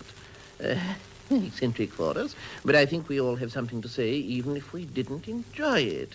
We heard Rose Hill. Can we go on? Now, Rose Hill is a very talented singer. Italian, but of English origin, I believe. So we were told by the brochure, which was presented to us before the performance began. Now, it is up to us to decide whether we quarrel with that verdict or whether we endorse it. Patrick Pope Thomas, you seem to have something to say. It's going to be rather embarrassing, I'm afraid, because I liked it. Extraordinary. May we continue and hear why you liked it? It seems a very difficult point of view to defend. No, I liked it because of the architecture of the hall, which seemed to be quite admirable, and the ideal kind of hall to hear such a work in. Yes, I can't help thinking that you're straying slightly off point, although that does seem, on the other hand, very profound to me. You certainly have delved. Alwyn Towle, do you hold with that? No. Well, you see, as film critic, I usually listen to music with my eyes shut, and so I didn't get the benefit of the hall. I listen to film music with my eyes shut. But I would like to say that it awakened feelings in me which were not the usual feelings. I think that's very penetrating. I don't think any of us had the usual feelings. I did? Yes, I'm not a bit surprised. What did you feel, Violet McCorney? I felt, quite frankly, that the feelings I had were entirely usual, entirely impervious in a way. It's difficult to explain. But I found my mind wandering to other things. I thought of D.L. Lawrence's superb personal letter during the first moment. During the second, I was thinking of the exhibition of sculpture which we should have visited. Yeah, well, I think we agreed before the thing began, didn't we? Oh, I'm sorry. I've been a chairman. We're not supposed to, I believe, technically. Edward Thompson is an expert. I suppose we can call you expert in this. Well, of course, I enjoyed the notes. Well, of course, we know that you are curator of notes at the British Museum. Well, I was. Oh, yes, of course, yes. And I must say the purity of those notes struck at the very roots of musical culture. Seemed to me to spell one word and one word alone, Milan. Turin? Milan. I was thinking of the Scala. Oh, I think it was perfect. Extraordinarily valid point. Well, I think we're all agreed. No. Alwyn, no. May I just say that it struck me as film critic that it had an extraordinary plastic quality, and that if one had translated the music into another medium, the medium of celluloid is what I'm thinking of particularly, that it would have come very close to the Japanese film Haito Ko. Oh. Yes. Has anybody seen Haito Ko? Oh? I don't know whether I pronounced Japanese correctly. Is it Shinto? No, I think it's modern Japanese. I made inquiries. Chinese note in that. Min pottery has appeared. The glorious period. Has anybody seen the... No. No, I haven't seen it. No. Well, nobody's seen that film, I'm afraid. No, well, I do want to stress it all the same, because it does seem to me that the comparison is valid. Yes, we'll register the fact, and I think we can safely say that we abhorred the performance, but in a rather pleasant way. That's right. Yes. That fully expresses what I intended to say. As a matter of fact, you put it in so much better words. Yes, I know, yes. Now we'll move on to the bad, I thought. Bad. Bad. Yes. Sure, I think it's strongly bad, Madame. Exhibition of Persian linoleum at Carnegie Hall. Perhaps you, as linoleum expert, will start the ball, as it were.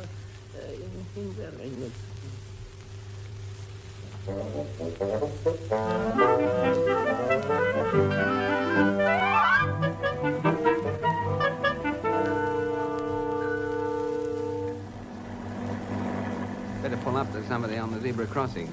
Oh. What? Look at him. He's actually doing up his bootlace. Can't you pass him? No, there's a policeman just waiting for me to. I know his attitude. Here I am, and here I stay, so blow you, Jack. You know, that sort of person fascinates me. His attitude toward life. Can you get off there? Oh, God. That's the sort of man they should get broadcast in the series The Business of Living.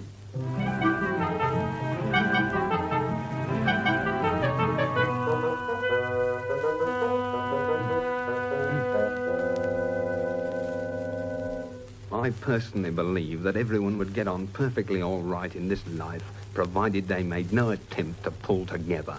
All my life, ever since I was old enough to beat the daylights out of my parents, I have held fast to the belief that it is up to each and every one of us to look after number one.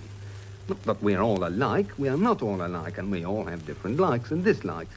Take me, I like food and drink, and my dislikes are equally simple. I dislike animals and people.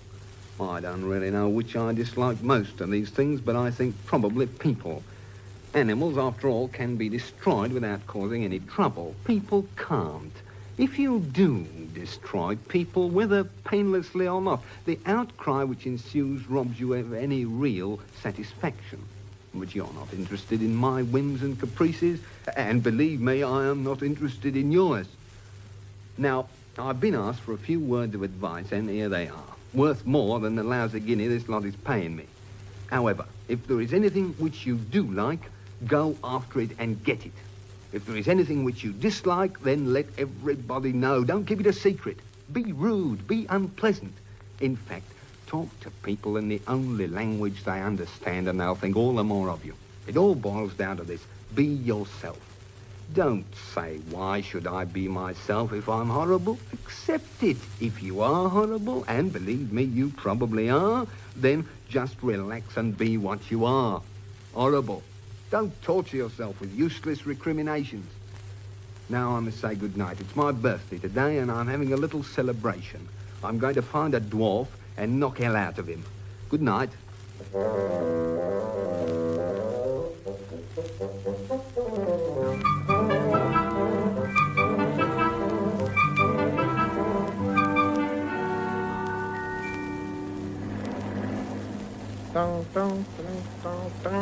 You've been humming that for the last half hour. What is it?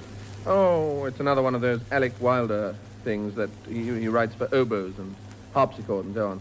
It's called A Little Girl Grows Up.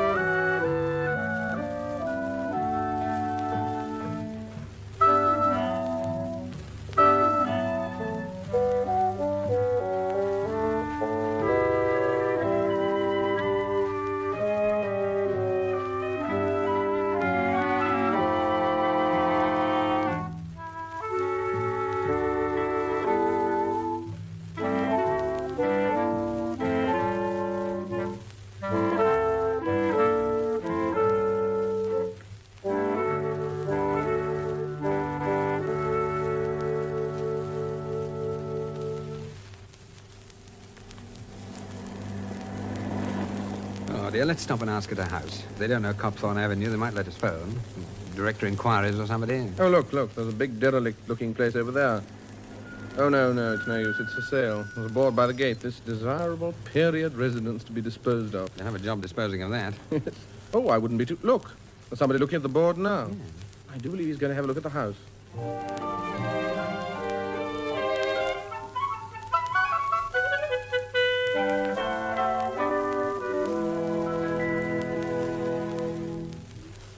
Good morning. I saw your board outside saying the house is for sale. Are you the owner? Yeah, no, you see, we're the agents. We believe in the personal contact. We're always on the premises. Dudley. Hello, yes. Man, interested in the house? No. Good morning, Mr. Good morning. What was the name? Grosvenor. Dudley Grosvenor. Oh, my brother. How do you do?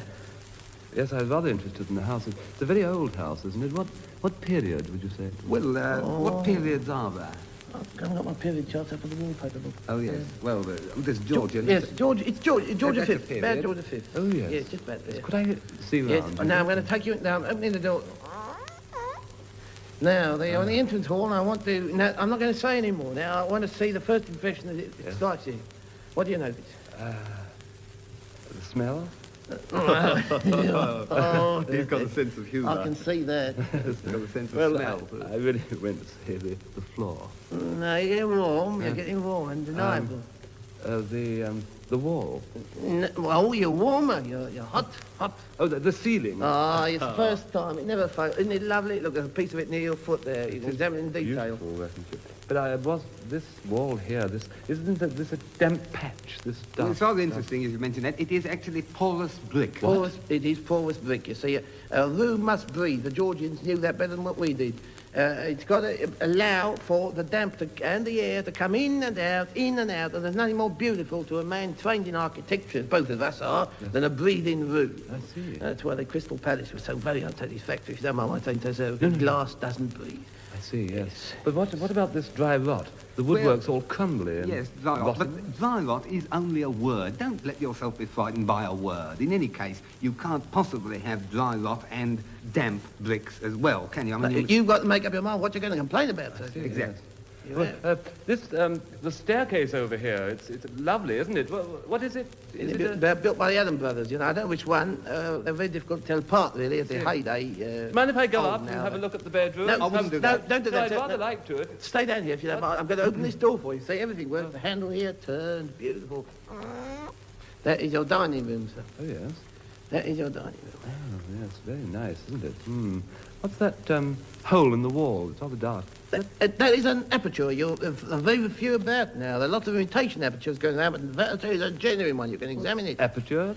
Serving hat sort of thing? Yes, it's a serving hat. If you want to use a slang word. Yes, but wait a minute. The other side's a bathroom. I can see a bath. Yes, a bathroom through there. Yes, there is. Yes. Well, you see, it's very useful in case when you're in the bath, you feel you want a snack or anything, you can get it from the dining room. Just as if you're in the dining room, you want some soap, you can get it from the bathroom. People, they thought of everything. Yes, but this gentleman, isn't this a rat hole in the corner is. here? Surely there aren't rats in the house. That is a very abused animal, if you don't mind my saying so. So treat a rat proper.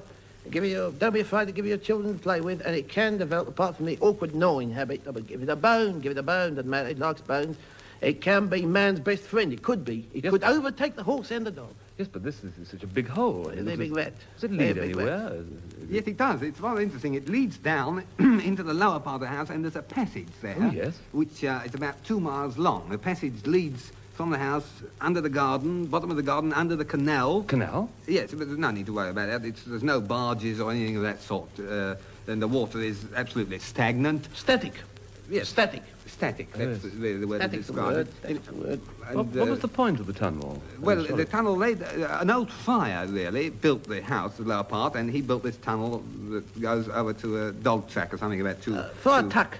You know, belong to a big family of tucks. They came down from Nottingham during the Depression, and they settled down here. A lot of tucks in the neighbourhood. The tobacconist, Brown and Tuck, one of the Tuck boys, man. Oh, Brown indeed. Was there any point in this room? I mean, has it an historical association? Yes, they used to make Friar's balsam here. The old friar made it, didn't he? He did, and it's slightly underground because it was during Cromwell when inhalation was forbidden by law, you know. The Roundheads, they were dead against inhalation. I think they were right. Look at the detrimental effect inhalation's had on every branch of the community. Right, if people didn't inhale, they wouldn't be able to smell the canal at the bottom of the garden. No, exhalation's worse. But of course, science wasn't up to it. Cromwell didn't know about that. They were groping in the dark medically. Most interesting, most interesting. Where does this door here lead to? Those are the usual offices, so there's nothing unusual about those offices. I see, yes. And this door here, the steps down... Those are steps down to the lower part underneath what the friar used. You can go down there. I'll stay here. Well, you lead the way. No, you lead the way, so I like the house is full of hidden beauties. I'd like to see you... I forgot to tell you, sir. Stairs number 3, 4, 5, 6, 7, 8, 9 to 10 are away at the moment being repaired. So if you could make from 2 to 11 in one go, sir. Lean on the band. No, don't lean on the band. Not on the wall. No, that's a pause, isn't it? Yes. Look, I think, if you don't mind, we won't go into there. I was really looking for a way into the garden. Here's my hand, sir. There we go. The garden. Way into the garden? Yeah, well, you have to go up to the top of the house and down a ladder from the roof into the garden. Oh, can we go there? Well, no, you see, the ladder isn't there. If you remember, Morris, the people who took the lead off the roof took the ladder away. I mean, the lead's gone. Surely you gentlemen... We didn't do it. No, I wasn't saying for a moment. We didn't take the lead. But I didn't suggest No, I don't like the way you said that, sir. And I really don't like it. Well, I'm awfully sorry. No, I'm sorry to take offence. I don't usually, but I don't like the way you said that. Well, neither do I. And my brother doesn't either. I'm most awfully sorry. Well, all right. Well, we'll forget it this time. We're going to shake hands on that. Yeah, shake hands. Not with me. Well, how to do. What about the lease, gentlemen? The lease is a 2 3/4 lease spread over 3 1/4 years. And split.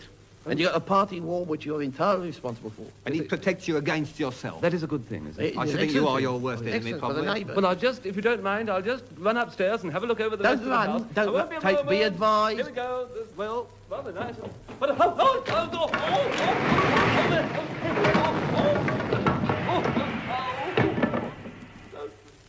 Dudley. Yes? Run for it.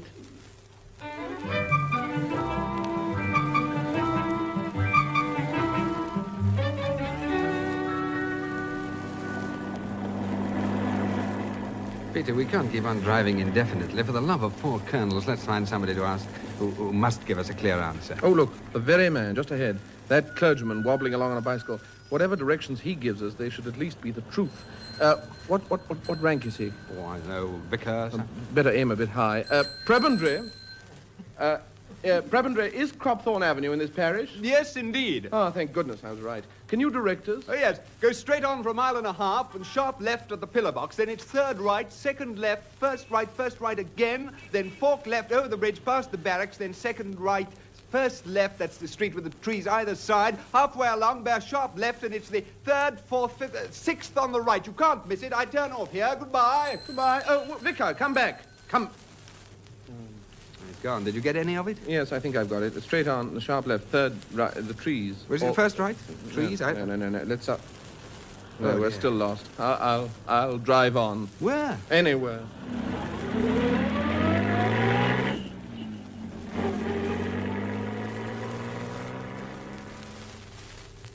That was a recording of In All Directions, some diversions on a car journey. Peter Ustinov and Peter Jones supplied the voices and some of the sound effects. They also wrote the script with the assistance of Frank Muir and Dennis Norden. The singer was Rose Hill, and the music was supplied by the Aeolian Players.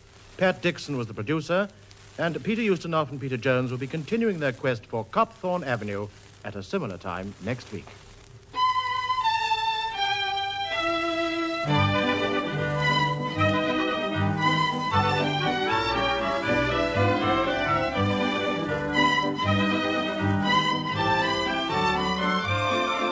In All Directions spawned a series about Dudley Grosvenor called We're in Business, starring Peter Jones and Harry Worth. Having already crossed paths with Muir and Norden, Peter Jones allowed another comic pairing to add their pennyworth to We're in Business, new co-writers Barry Took and Marty Feldman. You see, the world of comedy is like some massive web of mutual concord spun by the giant spider of affability. Sunday mornings on BBC Radio 4 Extra. There was life outside. I've worked with all these guys, yeah. Ruined our career. Ruined their careers. Lenny's been busy buying me things. I don't particularly want these things, but they seem to be what Lenny is offering in lieu of himself. When I'm gone, I'm not going to walk back in that door again, and Sam's going to just be waiting for me to come in. I like you. If he tells me it once more, I'm going to hit him. Stories, recollections and revelations in The Reunion and This American Life. It's completely uncool. There's nothing cool about it. There's no way to make it cool. Sunday mornings from 10 on BBC Radio 4 Extra. The digital station for comedy, drama and entertainment. BBC Radio 4 Extra.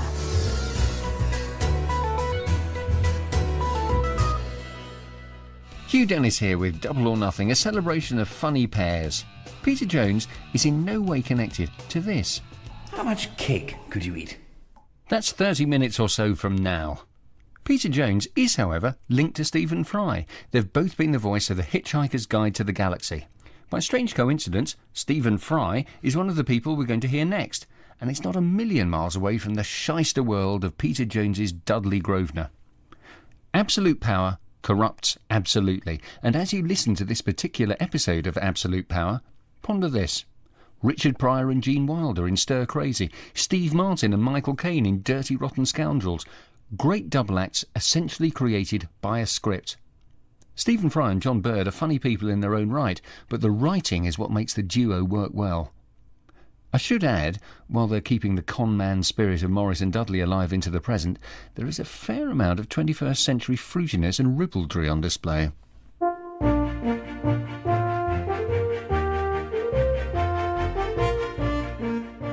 Absolute Power by Mark Taverner, starring Stephen Fry and John Bird.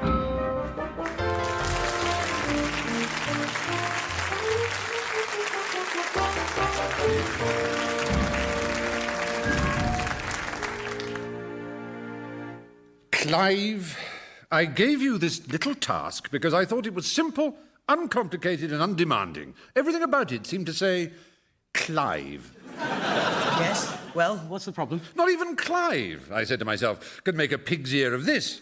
How sadly I underestimated your powers. How carelessly I must have skimmed your CV. With what abandon I overlooked the admission that you were the pig's ear-making champion of South East England 6 years running. I can explain. No, Clive, you can't. Pig's ears, yes. Dog's breakfast, certainly, madam. Landing face first in the poo, it'll be a pleasure. But explain, no. No, explaining is not on your agenda.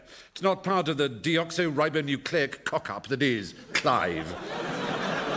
Clive, what did I ask you to do?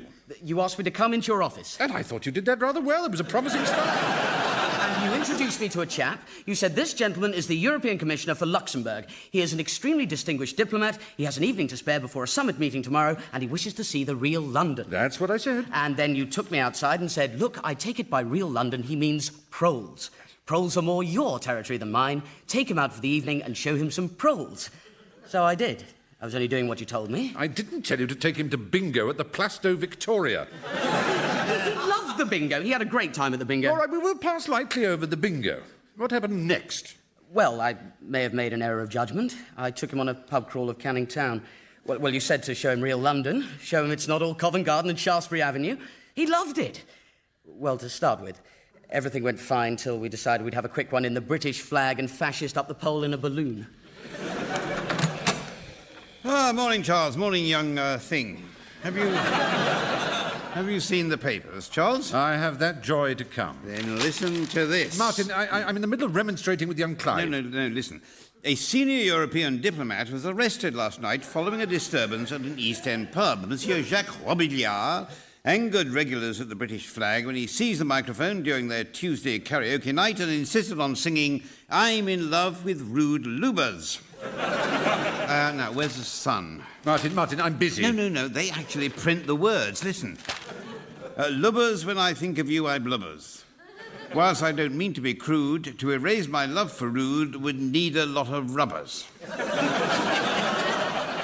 The performance angered locals and fighting started. When challenged by police, the diplomat declared, clickety-clit, I'm going to be sick. Isn't that the chap that you introduced me to yesterday? Yes, it was. You asked if I felt like taking him to Walthamstow Dogs. I said I'd love to, but I was up to my neck in watching television. Yes, and I entrusted him to the tender mercies of young Clive. Oh, I see. Oh, dear. Oh, well, accidents happen. Martin, this is a gross neglect of professional duty. Yes, on one level, I suppose so, but I can't help feeling that getting Brussels bureaucrats arrested is an act of public service, really. Clive deserves a severe reprimand. Or possibly a performance bonus. Clive, I wish to talk to the senior partner. I have not forgotten this incident. I'm merely trying to decide between thumbscrew and rack. OK, then. What shall I work on next? Oh, good grief. I shudder to think. Go and practice elementary coffee making. I'll find you a bit of work. There must be something in my pending tray. You know, they ought to include your pending tray in the Grand National. And as they cross the Melling Road, they're coming to Martin's pending tray. When was the last time you went through this monument to human idleness? Yeah, I'm sure it was this year. Now, this is rather interesting. I almost did something about this myself. The Association of British Estate Agents. They want an image relaunch. They want people to love them. Have a go at that. Ought to keep you busy. Right. All ideas to me. Nothing goes to the client until I've seen it, understood? No, of course not. And may I say... Cut! Right. Martin, you really shouldn't interfere when I'm trying to discipline the junior staff. Oh, all right, Charles, but it's not really that serious, is it? Anyway, we're only doing Downing Street a favour. Damn it, we're supposed to be spending our lives dealing at the highest levels of politics and industry. We're not London tourist guides. Well, no, there is that, I suppose. It was entirely appropriate of you to assign the most junior member of the organisation to the task and hope for the best. Yes, a triumph of hope over experience in Clive's case. So, what's on the agenda today? The pending tray, possibly? Look, sorry to bother you, but there's somebody here to see you. He says he hasn't got an appointment. Who is it and how much money has he got? Well, shall I show him in, or are you too busy? Well, Martin could see him. Oh, no, I'm snowed under, Charles. Oh, very well. Would you come this way? Thank you, Clive. Go and practice the right way to sit on a chair, why don't you? Jeremy Lewis. I represent men. What? All of them? Well, yes. Well, that's odd. Last time I looked, I think I qualified, and I don't think I've paid a subscription. No, I represent the first pressure group of its kind set up to promote the interests of men. Mr. Prentice, don't you think this is a very difficult time to be a man? No. What do you think, Martin? Are you asking Prentice McCabe to act on behalf of an entire gender? Yes. Oh. Martin, may I have a word? Would you excuse us? Martin, when a potential new client comes to this office, you do not stand behind him with a sign saying loony warning. Well... he is. Well, we don't know that yet. I'll bet you anything you like, he'll talk at you for 2 hours and you'll sit there thinking loony. We'll sit there? No, we won't. I'm going to my club. You do no such thing. I'm going to work in the smoking room of my club. You may join me, and I'm prepared to guarantee it won't be for at least 2 hours. Lunch and an Armagnac if he's not a loony. Clive, get a removal and send my pending tray round to the club. Right away.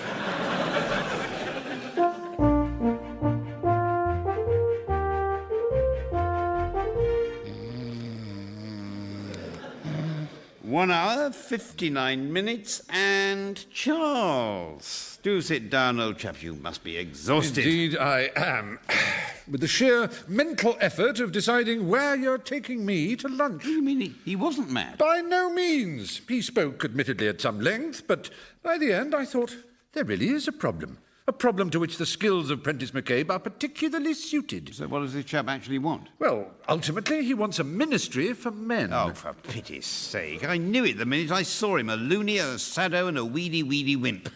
Ministry for men. Well, why not? There's a ministry for women. I knew it as soon as I clapped eyes on him. My name is Jeremy, he says. Now, why didn't that surprise me?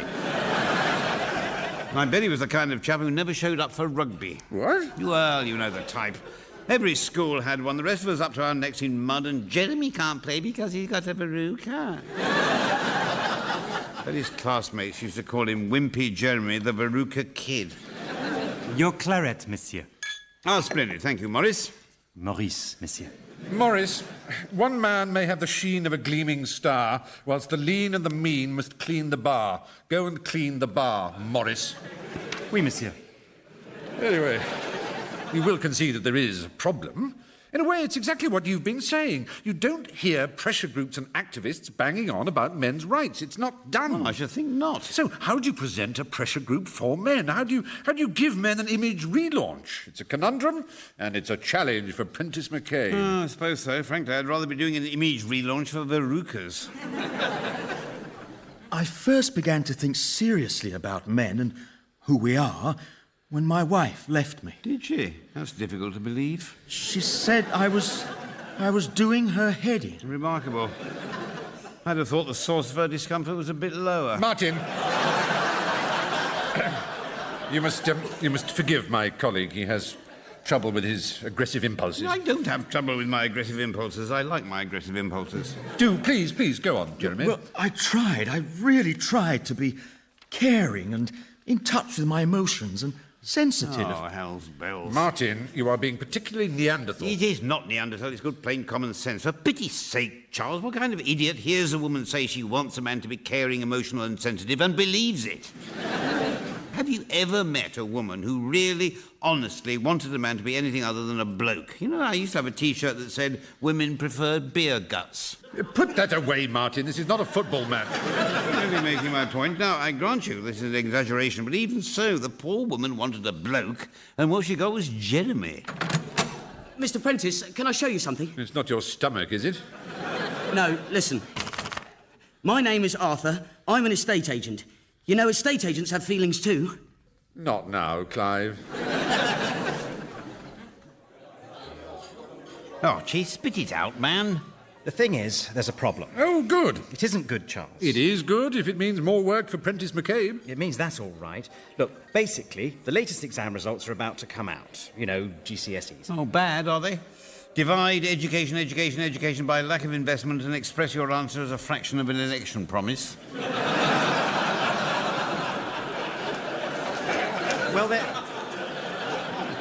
Well, they're not actually bad, but there is a particular interpretation which could be put on them and which would be unhelpful. And so you want Prentice McCabe to doctor the story, suggest the people who compile the statistics have ruined their brains by centuries of inbreeding, confuse the issue, dispute the facts, filth, mayhem and malicious misrepresentation. Exactly. So what exactly is this misrepresentation you're so anxious to avoid? Basically, girls have done much better than boys. Frankly, Charles, we just can't have any more of these headlines. Are English boys the thickest creatures on the planet? I want it dealt with. Morning, Clive. Good grief, what happened to you? I had a slight disagreement with my fiancée. Oh, dear. I've just spent the night on a park bench in Hoxton. My dear chap, why didn't you give me a ring? I did. There was no answer. Oh, yes. Somebody did ring. I got all the way to the phone, then I suddenly realised I couldn't be asked. Oh, dear. Park bench in Hoxton. Very fashionable area, Hoxton, of course. There's nothing fashionable about where I slept. Oh, I don't know. In today's property market, a park bench in Hoxton, probably about £500,000. Ah, Charles. Oh, good Lord, does nothing happen in this office until I arrive? Estate agents beckon, young Clive. They're not paying us for idle chitter-chatter? Yes, Charles. I assume you're not expecting to meet any important clients this morning. You look a shambles. I'm sorry, I had a bad night. Your night is not the concern of this office. This is a place of work. In matters sartorial, you follow the example set by me. On no account, follow the example set by Martin. Martin, as he may possibly have told you, has a first-class mind that apparently entitles him to look like a fourth-class tramp. It won't happen again, and may I say... Cut. Right. Bit harsh, Charles. You know, I come in the morning, I look at him, I look at you, and I feel like opening the window and shouting, I'm not mad, I am the warden. Charles. I'm pretty quick on the uptake about these things. You're not at your happiest. I was here until 10 o'clock last night for the benefit of the wretched Jeremy. How the hell do you do an image relaunch of half the population of the country? Oh, Project Men, yes. You said you wanted a challenge. And I've got one. No ideas? Well, how does this grab you? Stand by your man. And a picture of a man. Well, it has a certain simplicity, Charles. It simply doesn't say anything at all. But wait. Now, this one. Clothes stand by your man, and a picture of a clothes stand. You see, today's man does the ironing. It's subliminal. Yes. I knew there was a word I was groping for. And this one? Cake stand by your man. Yes, today's man does the cooking. It's subliminal. Exactly. And this one? Book stand by your man. Yes, today's man reads a story to the children. Now, I've done an entire set. Yes, I think I've got the picture, actually, Charles. So, what do you think? Well, how can I put this? It's rubbish. And you were here till 10 o'clock drawing pictures of hat stands. Oh, dear, 10 o'clock. Wash stand by your man. And a picture of fairy liquid. What a striver you are, Charles. How strive-worthy of you. Oh, well, of course, you have something so much better to suggest. I have not. I never wanted us to take this commission in the first place. I wanted to stick to good old politics. Prentice McCabe, our porkies are the best. You've landed with this one, old chap. Well, the only other one I've got is this. Men. They're useless in school. They're useless in bed. They're thick round the stomach and thicker in the head. There's nothing more phony than testosterone. Well, I score that rather more highly for pizzazz. If I were going to cavil, it does slightly say the exact opposite of what it's supposed to be saying. Yes, it does. Yes, it does. Charles, you're getting that wheezed look. The reverse message wheeze. What? The reverse message wheeze followed by the backlash effect. You wouldn't like to canter through this a bit slowly, would you? We'll give men such a slagging, such a monumental wellying that people will stop in their tracks and say, hold on, they're not so bad as all that. Women will write to newspapers saying, my husband's a man, well, more or less, and he's nothing like as awful as this campaign is suggesting. Well, it's a high-risk strategy, Charles. And why is Prentice McCabe number one? Well, we've taken some pretty big risks in our time. Precisely. Now let's get rid of this detritus. I want an all-media campaign. Do you think it would help to put Jeremy on television? Oh, I don't think he's up to a reverse message. I think people would look at him and say, no, I was right the first time, he's a prat. Yeah, possibly. All right, we'll start with a poster campaign. Men, they're crap. Charles, you've done the exact opposite of what I asked. Trust me, Archie. But I have just driven past a poster saying, boys, wise up, you boneheaded bozos. And what did you think? Well, it's ridiculous. I mean, our figures don't say that every boy in the country is a boneheaded bozo. Thank you, Archie. You have just grasped the strategy. No, I haven't actually, Charles, and neither has the PM. He's been up half the night. The boy in that poster looks exactly like Ewan. He was very upset. Have I ever let you down? Well, I suppose not. Your affairs are in the hands of a master strategist. Yes, I suppose so. There's an awful lot of anti-men propaganda in the papers of late, isn't there? Is there? I couldn't really say. I hadn't noticed. My wife keeps quoting the Daily Mail at me. Well, no wonder you're looking so peaky. She keeps quoting it with warm approval. Charles, we're not just business partners, are we? In what sense? We've worked a few dodges, been in some tight spots. We've been through a lot together. After all this time, you could say we're friends. Yes, I could say it. How much are we talking? Charles, I don't have much of a life. Good heavens, is that the time? I get pushed around by Downing Street. If anything goes right, his Lord and Master takes the credit. If anything goes wrong, he tries blaming Stephen Byers. And if that doesn't work, he blames me. I get home hardly ever before midnight, and what do I get? Keep it clean. Oh, no, there's none of that. There's been none of that for some time, actually. It's a lonely life, being a Downing Street spin doctor. Well, look, speaking as a friend... Yes? Grow up, belt up, and shut up. Well, it's easy for you, isn't it? You're everything I'm not. That's the nicest thing anybody's ever said to me.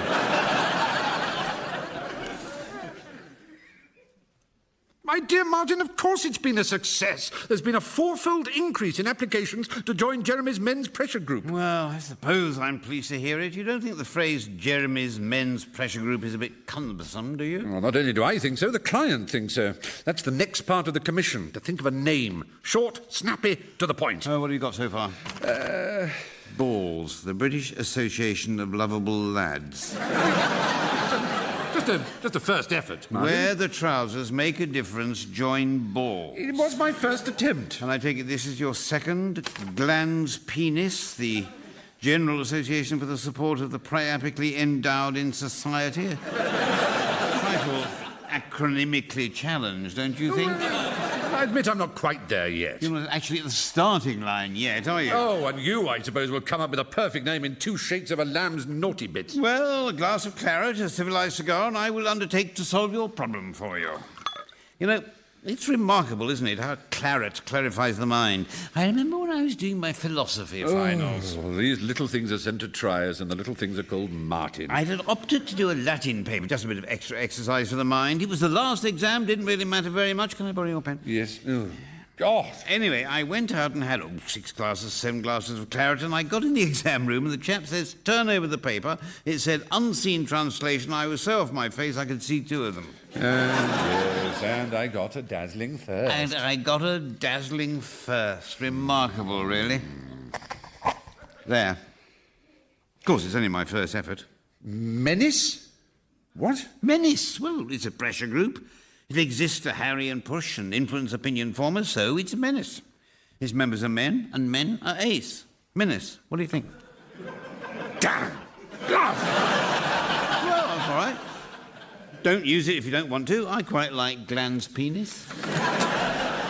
Charles, there's somebody to see you. He says it's urgent. A client? He says his name is Archie. Archie? What? Archie never comes to this office. Clive, this isn't another of your cock-ups, is it? Archie hasn't been to this office in all the years we've worked with him. As far as he's concerned, Prentice McCabe doesn't officially exist. He seems rather upset, actually. All right, well, we'd better have him in. OK, and when you've got a minute, can I show you my latest idea for the estate agents? It's based on your reverse message strategy. Why don't estate agents just... Yes, well, you certainly seem to have grasped the principle. Archie, do come in. Charles. The government has fallen. Charles. John Prescott has nutted the Pope. Charles. My wife has left me. Oh, is that all? Have a glass of claret. Become a member of Menace. Oh, God. There's nothing like male friendship, is there? We were there when he needed us. Of course we were. What are chaps for? Charles, you didn't actually let him bed down in the office, did you? Don't be ridiculous. As soon as he stopped his ridiculous blubbering, I told him to belt up and find a hotel. I didn't splash out on offices in Mayfair in order to have them knee-deep in Archie's. Well, you could always put him up in your place. Well, I nearly did, but then I didn't. Still, we were there. That's what matters. Exactly. And I mean, one doesn't wish to be unfeeling, but Prentice McCabe has come out of it rather well. You got him to join Menace. I did rather better than that, even. I told him not to get mad, but to get even. In what sense? Well, a man who has just been thrown out by his wife is remarkably amenable to the idea of a minister for men. You actually sold that piece of nonsense to the government. I sold it to Archie, certainly. It goes to the PM in the morning. Charles! Oh, Jeremy, do join us. Charles, applications to become a member of Menace, they're going through the roof. Yes, of course they are. No, the amazing thing is, we're getting applications from women. You know, I really object to all these attacks on men. My husband isn't that bad. It's just like you said. Yes. And Downing Street is considering a ministry for men, and it's all down to you. Yes. How can I thank you? Yeah, well, you can write me an extremely large cheque. The Minister for Men, speaking in the Commons yesterday, won loud approval from MPs, blah, blah, blah. And all shall be well, and all shall be well, and all manner of things shall be well. Charles, an email's just come from Archie. Yeah, what does he need? A toothbrush, a tickly kiss, and a good-night cuddle? Well, it says, Charles, a word, and the word is catastrophe. And all shall be well? Oh, it's probably nothing. Oh, dear, and all manner of things shall be well. But Martin, I have told you before about this habit of enjoying disaster. Not that it is a disaster. Probably nothing. It's a disaster. Nonsense. I'm sure whatever it is, it's all in a day's work for Prentice McCabe. Now, what's the problem? The Minister for Men. Well, one of my finer creations, I like to think. What about the Minister for Men? He's moved in with my wife, the bastard. That's the one you're still married to? Well, of course we're still married. I was hoping we were on the brink of giving it another go, making a fresh start. We had a serious talk. I promised faithfully that I was going to stop being a feeble, wimpy yes man, and I wasn't going to be miserable all the time. You politicians just love making promises, don't you? Now I'm the most miserable I've ever been in my life. Archie! Yes, I know. No embarrassing displays of emotion. You're quite right. Anyway, she won't find me a pathetic wimp this time. The important thing is to keep this out of the papers. Au contraire. What? I've been doing French evening classes as an antidote to loneliness. If you try that accent in Paris, you'll find whole new vistas of solitude opening up. Never mind my French evening classes. They're not germane. No, quite. The point is that I'm going to see that swine on every newsstand in Britain. I'm going to give him such a shafting, it'll break the world shafting record. I'm going to carry on right up his Khyber. I'm going to bring his grey hairs in sorrow to the front of the Daily Mail. Ah, monsieur, quelle finesse. What? No, forget it, ça ne fait rien. What? Archie, you and I are both loyal servants of this government. Its interests are our interests. Up to a point. No, not up to a point. We are talking love, marriage, things that are more important than spin headlines and the government's wretched image. To you and me, those are the most important things on earth. The question is this. If the newly appointed Minister for Men is caught in grotesque flagranti all over the tabloids, would that be helpful? I don't care. Yes, you do. Ask yourself this. Do you like working at Downing Street or do you not? No, Charles. I'll tell you what the question is here. Am I a useless, subservient, ineffectual wimp? Or am I a man? You know, I'm not the kind of chap who says I told you so. You are and don't. But I do think this is going to set back the entire concept of a Minister for Men. The Minister for moving in with other people's wives. It's not helpful. Good of you to point that out, Martin. Have you ever considered a career in government media relations? And I don't wish to add to your troubles in any way, but have you heard the news about Menace? I'm not going to like this, am I? Menace has been wound up. But it's been going down a storm. Subscriptions were rolling in. Yes, unfortunately, Jeremy has been rolling out of almost every pub in London, apparently. He should have been using the subscriptions for campaigns, administration, and so on. Unfortunately, he's been using them to fuel his habit of consuming fuel. Oh, hell. And the papers? Oh, yes, it'll be all over the tabloids tomorrow. I did say... Martin, if I have to hear one more of the things that you did say... I'm sorry, but I did. The papers will be interesting tomorrow, won't they? They'll do wonders for men's image. The chaps are promiscuous, feckless, incompetent and drunk. There's a Jeremy who can't keep out of the pub and a minister who can't keep it in his in-tray. Yes. Of course, if you'd like the assistance of a first-class mind... I shall not be requiring your assistance. Crisis management is my middle name. Oh, yes, your middle name would be double-barrelled, wouldn't it? How very strive-worthy of you.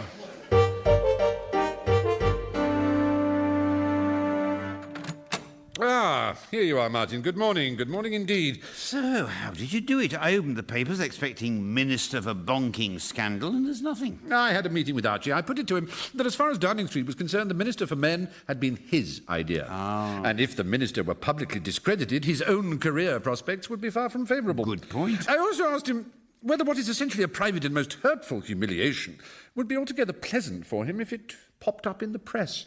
He was quick to take my point. Excellent. I then had a meeting with the Minister for Men. Without telling him of Archie's change of heart, I threatened him with immediate exposure. I hinted that there were photographs.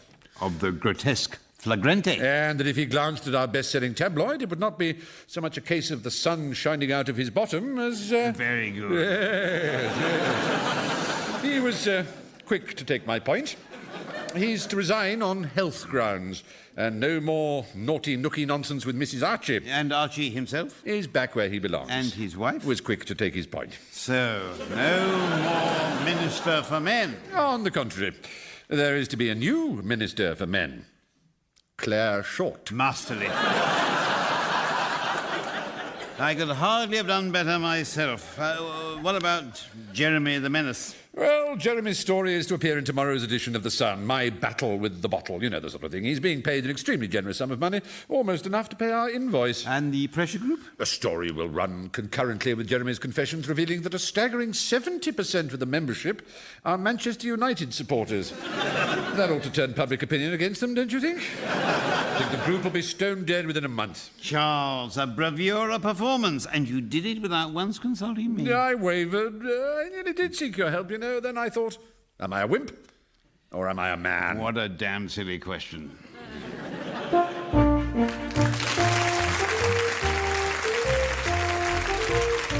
You've been listening to Absolute Power by Mark Taverner, starring Stephen Fry and John Bird, with Tony Gardner, Tom George, James Vaughan and Beth Chalmers. The music was by Matthew Scott. The producer was Dawn Ellis. I'm Hugh Dennis, and this is Double or Nothing, a celebration of comedy partnerships, primarily on the wireless.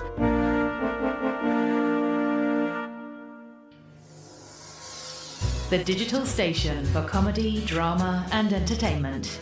BBC Radio 4 Extra.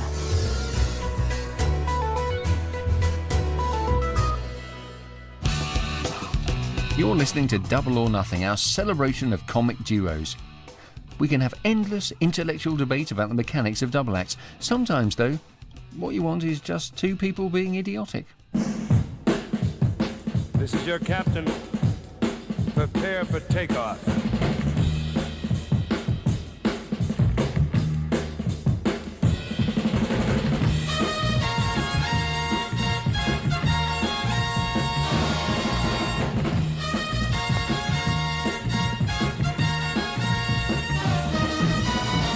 Armstrong and Miller with Sam West, Tony Gardner, Alexander Armstrong and Ben Miller. Would you like to ride in my beautiful balloon?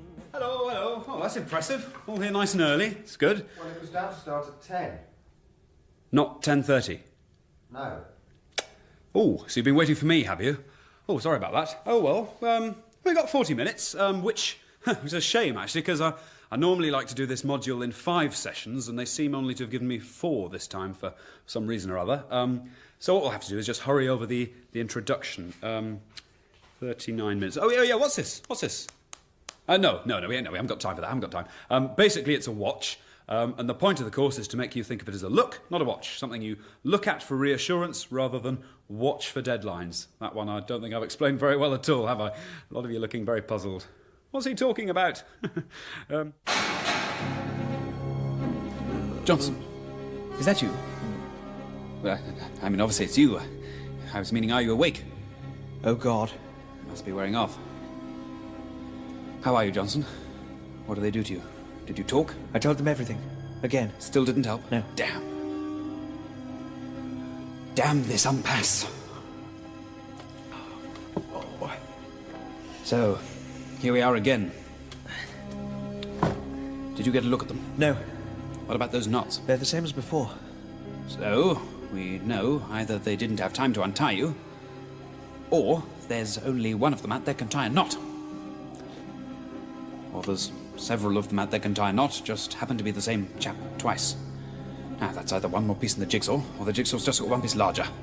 Either way, we're one piece up. Can you move your hands at all? No, they're tied to the chair. Same as before. What about your feet? Tied as well. How much slack have you got around your chest? I mean, have they given you breathing room, for example? Well, I'm all right as long as I take shallow breaths, but really, apart from that, it's rather uncomfortably tight. Any purchase around your fingers' ends? Andrews, I think I told you my hands are, they're tied to the chair, same as before, yes. What about your knees? Before we go any further, let me be plain with you. I'm tied to the chair exactly as before. All right, listen in. I think I may have formulated the bare essentials of a plan. Take a look to my left, your right. Now, follow the line of the skirting board along to the corner. Stop at the corner. Now, halve the angle of the corner to 45 degrees and come out on that bearing a distance of approximately 3 feet. Now, there or thereabouts... Are you talking about the stone? Yes, the stone. Is this a new plan involving the stone? Yes, brand new.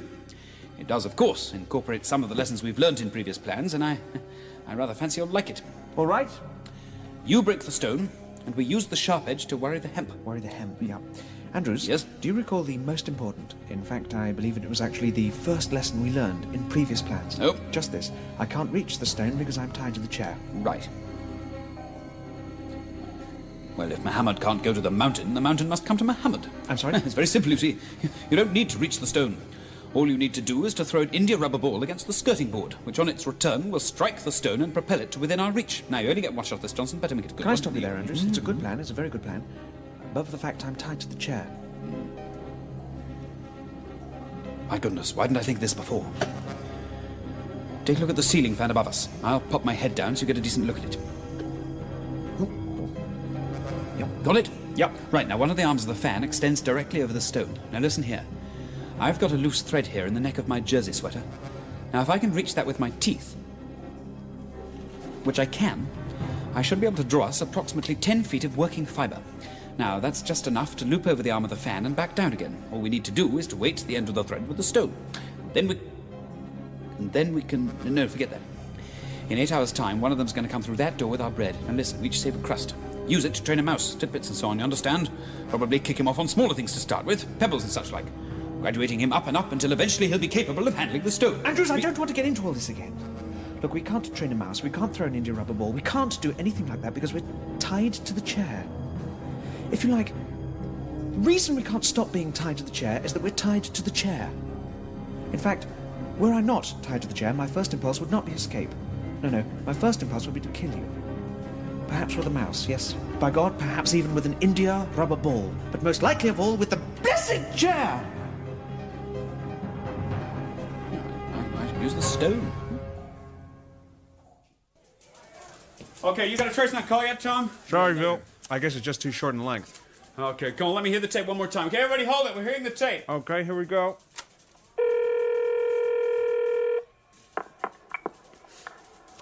Harper, is that you? Yep, this is me, all right. You want to know something real funny? Sure, go ahead. You're never going to catch me. Is that a Hold it. fact? Hold it there, hold it. Hey, can anybody hear that? Can anybody hear that just over that tram bell? Isn't that a guy's voice? Yeah. What I propose is to show you a new way of living, to introduce to you a fail-safe process, if you like, of cataloguing your everyday life. Now, although you'll find we will be dwelling on the workplace, and that's the reason for which your firms have paid me to come and talk to you today, I think you'll also find that a lot of this discipline crosses necessarily over into your home life and reaps certain rewards there too. So that's a bonus. Well, with that as an all too brief intro, on with the course. 34 and a half minutes. Time management. What is that? How would you describe it to an alien if you had... What were you going to say? You were saying something? No, go on, say it. Don't be shy. Organisation of time. Yes, it really is that simple. That's it, you've learnt it now, you can all go. No, you can't.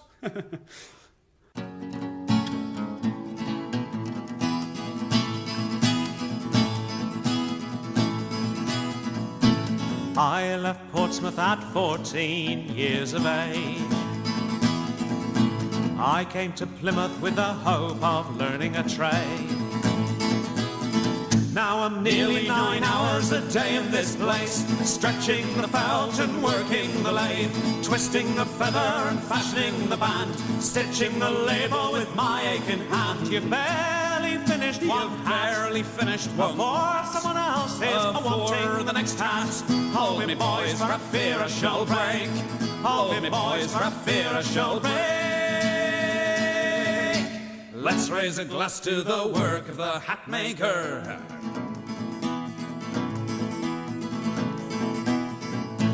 I see fancy gents wearing my hats in the street, whilst my daughter Polly has no shoes for her feet. So we're steaming the bowl and shaping the brim, skeening the ribbon, discarding the trim, checking the stock at the end of the day, choosing the colours for the window display. You've barely finished one before someone else is a-wanting the next hat. Hold me, boys, for I swear I shall break. Hold me, boys, for I swear I shall break.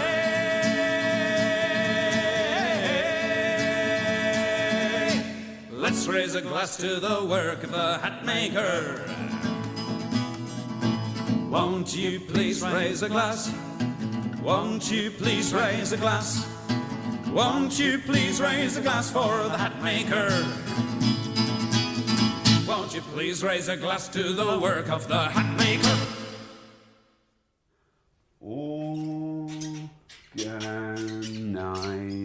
Organization of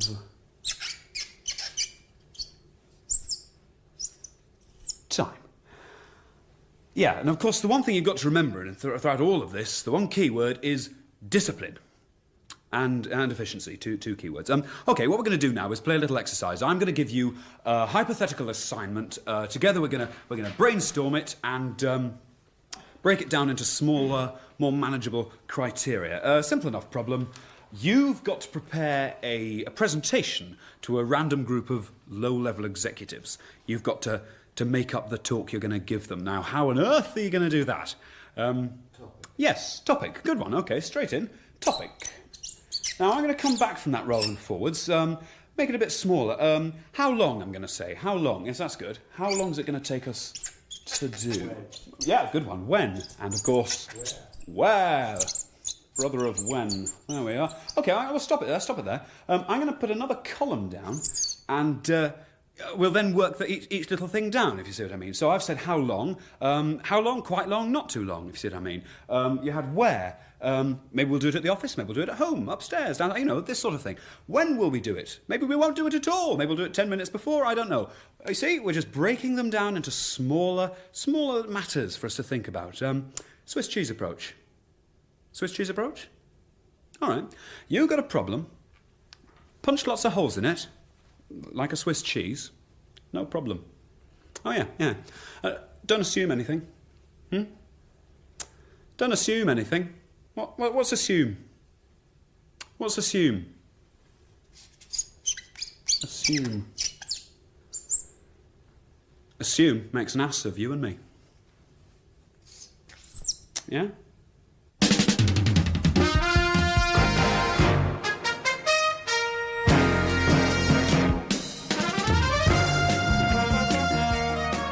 Everybody keep cool, I want to see you. Special Detective Mike Parsons. Bring some hands in the air, and that me. Detective Chief Sergeant Jack Lampkin. Marines you, big boy. Parsons and Lampkin. Hi, Scorp. Right, check anybody. And Lampkin's mate, Steve. Look, Mike, you don't mind if Steve tags along, do you? Oh, no, of course not. Nice guy. Parsons and Lampkin. And Lampkin's mate, Steve.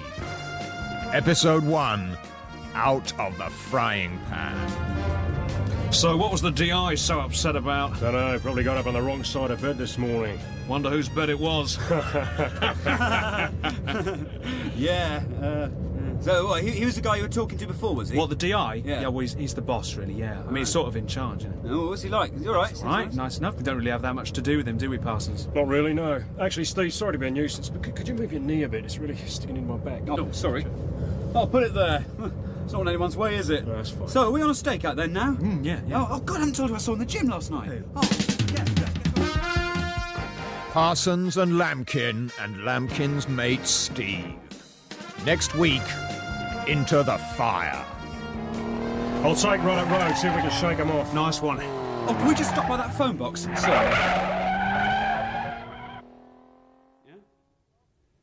OK, what we're going to do now is I'm going to ask you to do your own little assignments. You've seen how I've worked on the one we had before. You now work through one of your own, and then I'll come back and use the remainder of the session. Let's see, that's about 6.5 minutes. Yeah, I'll come and use back the remainder of the session, and we'll just go through what you've done.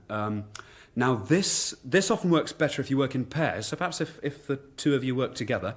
And as I say, I'll give you 20 or so minutes now to work it through. Right. Neither have you got any matches, have you? No. Now sock it to me, B.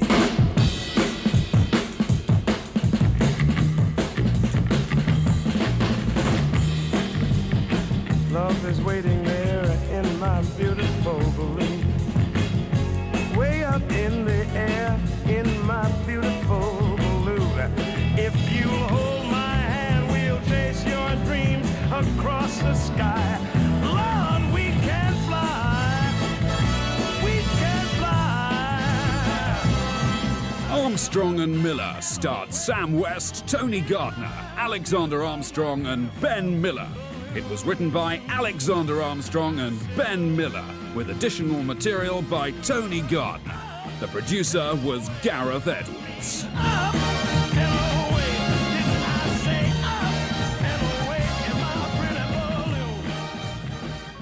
You're listening to Double or Nothing, a celebration of comedy partnerships, primarily on the wireless. This is your captain. Prepare for takeoff.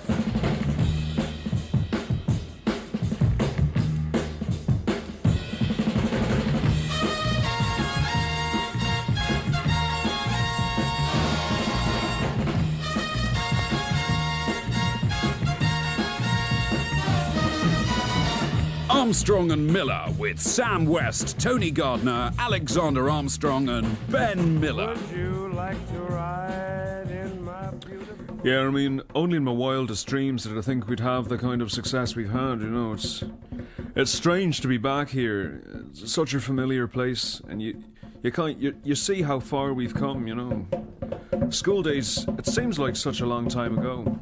Ryan. Oh, leave me alone. I certainly thought we'd never be the ones to make it. You know, there was a band in the sixth form at the time called Teacher's Pets. They were good. Shite. I thought they were really good, and you know, I thought they were really going somewhere. You know. Steve? Yeah? I've got a finger press with my left hand. I've got a reach with my right. Reckon I'm going to have to patter up to it. How far? 3, maybe 4. I'm going to have to unclip the tack rope. Reckon you can handle it?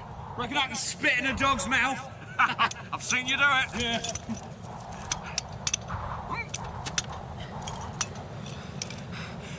Okay, here goes. I'm fine. Hey, do you want me to clip the tack rope back on? No, leave it. You're a nutter, Steve. Yeah. It's 3,000 feet down to those rocks. I don't think you're going to bounce back up. Yeah? Watch me. Hey, Gary. Yeah? Let's make this interesting. Unclip the leader as well. You're a head case, Steve. Yeah. Hey, Gary. Yeah? One hand. Steve, you okay? Yeah, I'm fine. Hey, do you want to see one? Yeah, go on. You're a nutter! You nutter! You all right? Yeah, I'm fine. Yeah. Hey, Gary. Yeah? Let's make this really interesting. Yeah? Take some shots at me. You're a head case, Steve. Yeah. Steve, you okay? Steve, you okay? God. I can't move my hands. Steve? I can't move my hands. Look, I can't. Look, Steve, God, I can't move. Don't worry. Look, I'm going to come down one hole. How'd you go in there? Where's Malk? He slipped off at the first wall. Puffed up.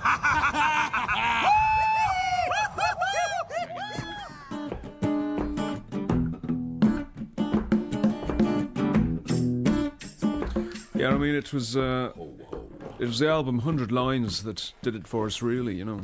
Yeah, we raised all the money for that ourselves. We organised a couple of sponsored walks to pay for it. That's right. But before we'd even finished the session, we had people like EMI ringing us up, and it was incredible. I mean, things really took off from there.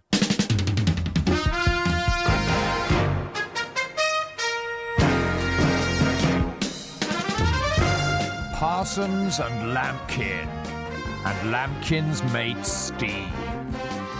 Episode 12. Flying Tonight.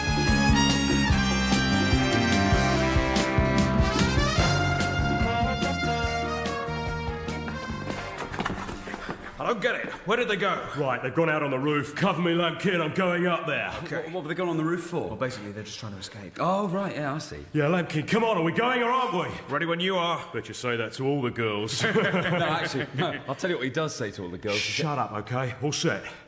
All set. Go! Ah, helicopter! Somehow I knew they were going to spring a trick like that. 2-4, okay, we need the chopper on the roof, now! What, you got a chopper? Yeah. What, and you just call for it like that, a helicopter? Oh, yeah. Oh, cool. Wait till you see it's a Sea King.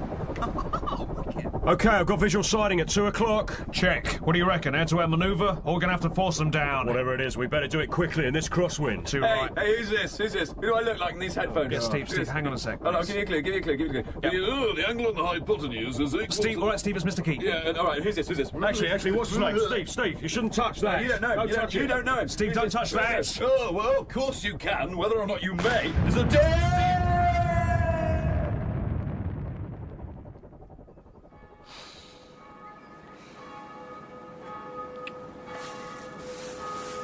Lampkin. Oh, Parsons. Good. Good of you to come. No, least I could do. He was a tremendous bloke. Tremendous bloke. Harmless bloke. What was that impression he was doing? Difficult to tell from what I heard. Probably Mr. Greaves. He was the sports teacher at our school. Yeah. Listen, if you want to take some leave. It's Jamie Lampkin, isn't it? Remember me? Whoa, mind the stairs! Chris, hello there! Oh, for God's sake! Next week, Parsons and Lampkin, and Lampkin's mate, Chris.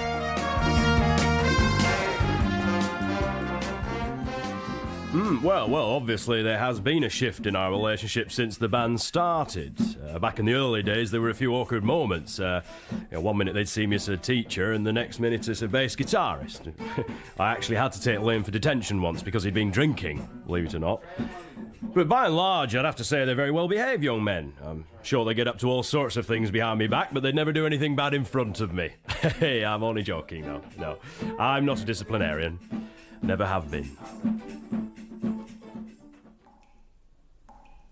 Johnson, you awake? Yeah. What are you thinking about? Huh? Well, for what it's worth, Andrews, I was thinking about the Greek legend of Perseus. Sundry other matters of classical philosophy.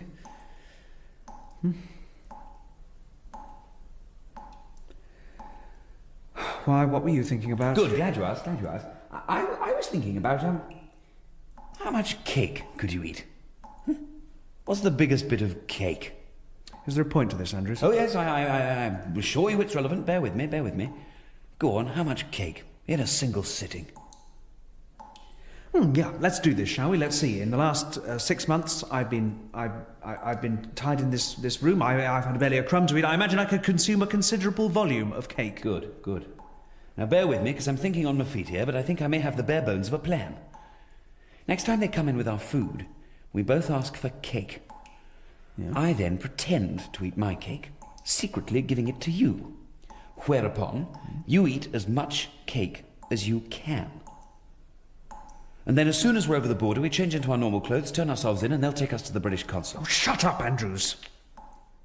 1, 2, 3, 4. And you'll find that your nightmare has just begun.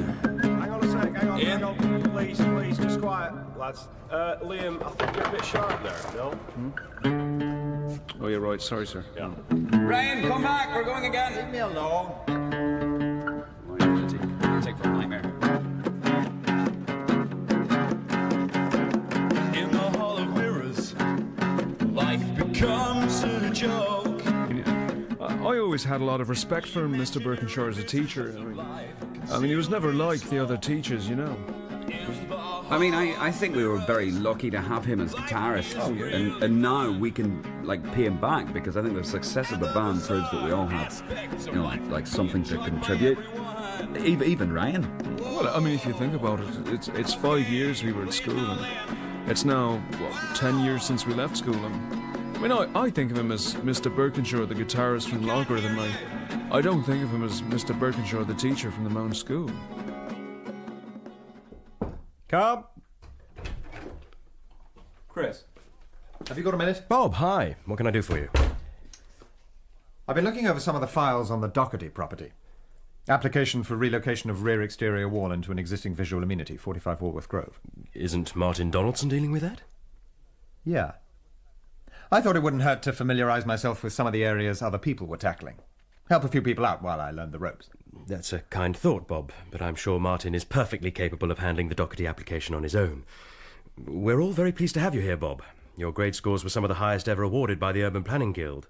But I'm sure you'll appreciate we have our own ways of working. Now, might I suggest the Castle Street pedestrianisation is more worthy of your attention, if you'll excuse me. Chris, why was the Doherty application turned down? Bob, do us both a favour. Take the Doherty file, put it back in the archive, and concentrate all your attention on the Castle Street pedestrianisation. There's no date on this petition notice. The borough failed to reply to Doherty's appeal, thus disavailing him of any chance to recoup the cost of building materials and labour. Don't do this, Bob. The drawings on the original approved plans quite clearly demonstrate the lodging builder's intention to extend the outside wall within 3 feet of its present locus. Bob, listen to me. No, you listen to me. Doherty stinks. Doherty stinks, Chris, and you know it. Bob, look at my badge. Look what it says. Central Planning. Now let's look at your badge.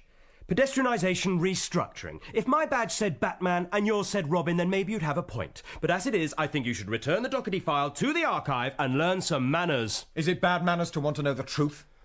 I'm sorry, Chris. I thought our job here was to process building applications in the most fair and efficient way possible. I didn't realise that our function was to bend the rules and fix the books and hope we never got found out. No. I'm very grateful. I'm very grateful to you, Chris, for putting me straight. Oh, yeah, by the way, you invited me to your son's christening on Sunday? I've changed my mind. I can't make it. I don't want to be the one to have to tell him his daddy's a liar and a crook. Bob, wait. Bob, wait. What's the date on the original application? There's no date marked on the file, but I got Jenny to check when the first development order was placed, and we managed to narrow it down to between September 1968 and January 1969. 68-69? Yeah. So the supplier would have been a civic contractor? Yeah. I suppose so. I didn't think of that. Let me check something. November 68. Missing. Check the duplicate file. George Higson and Son. What? But it was a G. Higson that lodged the petition order. What? Let me see that.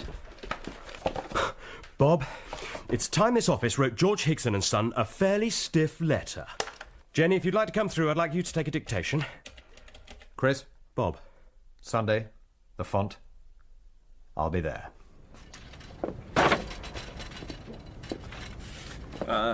Great, nice, great. Okay.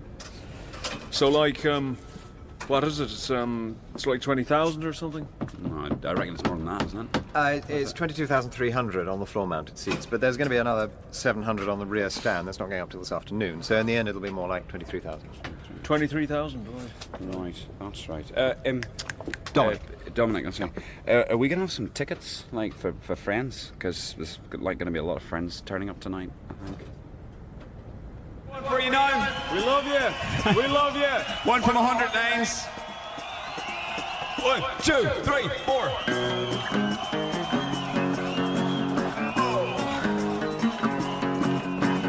In the hall of mirrors, life is really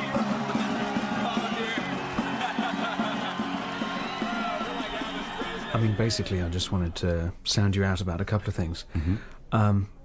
The way we're looking at it now, there'd be more or less a core group of you, me, Chris, Alex and Justin, then an outer core group of David Walmsley, David Chesters, Andrea, Caroline, Mark, Sarah, Lyndon, and then a support group of Catherine, Alice and Aidan. So, basically the same company? Yeah. Without Tim? Without Tim, yeah. Now sock it to me, B.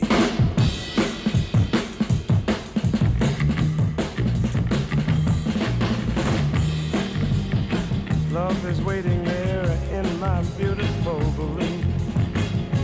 Way up in the air in my beautiful balloon.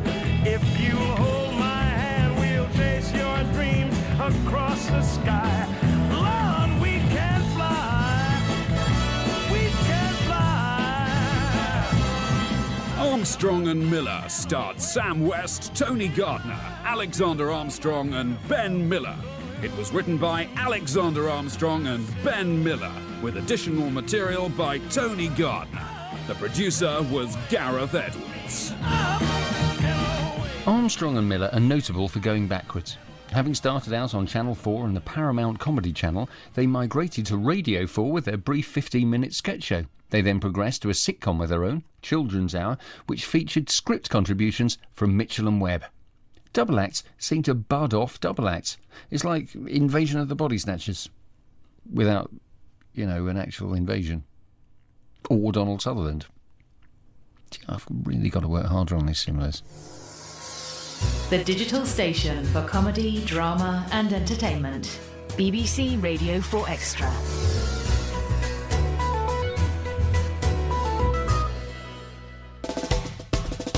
I'm Hugh Dennis and this is Double or Nothing.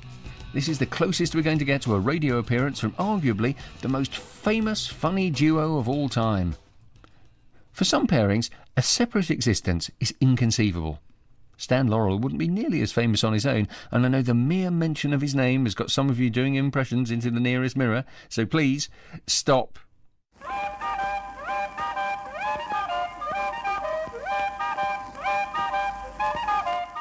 Ladies and gentlemen, this is Oliver Hardy speaking. I'm taking this opportunity of thanking you and the countless friends in the British Isles for the wonderfully wholehearted reception you have given me on my first visit to your beautiful country. Ladies and gentlemen, I'm so happy to be here with you tonight in London, Scotland. I'm cuckoo and you're cuckoo, la la la la la. All the folks have all gone wild. Oh, what a house. Hi, this is Glenn Mitchell. Several years ago, I wrote a series of reference books on early screen comedy, the first of which was called the Laurel and Hardy Encyclopedia. I was introduced to their work by my late father, who saw the films when they were new and, perhaps most intriguingly to me as a youngster, actually saw the team on a personal appearance in Hull in 1932. This, as I later found out, was during the first of what would become a total of 4 British tours. For Stan, of course, these tours were a return to the land where he was born, as Arthur Stanley Jefferson. Oh, I was born in England, in Ulverston, Lancashire. My family were a theatrical family, so I've been associated with the business since I was born.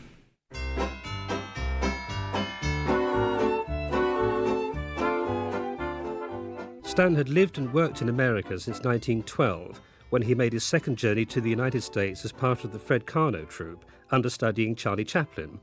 He didn't see Britain again until making a short trip home to see his family in 1927, just as the team of Laurel and Hardy was beginning to take shape. 5 years later, Stan decided to pay them another visit, and this time his screen partner, Oliver Hardy, known to friends as Babe, decided to come along, not least because, as a keen golfer, he wanted to try out the links in Scotland. Once word had got around concerning the trip, their producer, Hal Roach, and his distributors, MGM, saw the chance to turn this into a formal tour. This sudden level of organisation came about because they'd got as far as Chicago, changing trains for New York, and, as their biographer John McCabe recalled, found themselves besieged. At Chicago, they were overwhelmed by the people who came to see them. When they got to New York, it was even more astounding. Wherever they went, there were crowds. Stan Laurel later recalled actually being frightened by the number of people who turned out to see them. Having remained in the somewhat isolated film community within the previous 5 years, neither of them had realised just how popular they'd become. This astonishment at their own popularity was to remain with Laurel and Hardy for the rest of their lives. Thank you.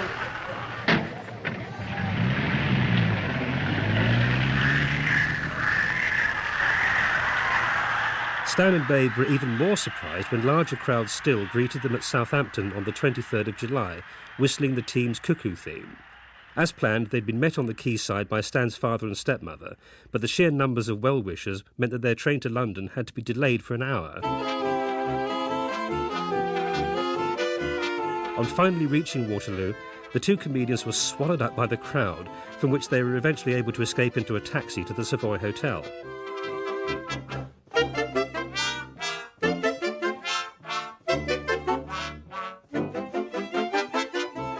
Two days after their arrival in Britain, Stan and Babe appeared on stage at the Empire, Leicester Square, where their short comedy film Any Old Port was currently being shown. By now, the crowds were becoming as intimidating as they'd been in New York, to the point where their car was surrounded and a door was torn off. According to the Daily Herald of 26 July, it took 7 policemen to hold back the throng. The same report speculated on the likely content of Stan and Babe's 5-minute radio broadcast at 10:35 that evening from the BBC's new headquarters at Broadcasting House. Unfortunately, we too can only speculate as to what they said because the broadcast is not known to have survived.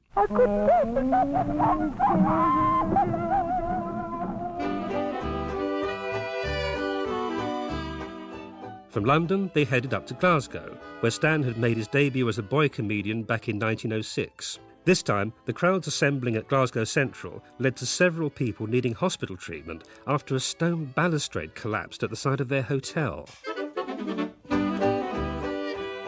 Via Preston, they moved on to Blackpool, where at the Metropole Hotel they tried sneaking in through a side door, only to meet yet another crowd in the lounge.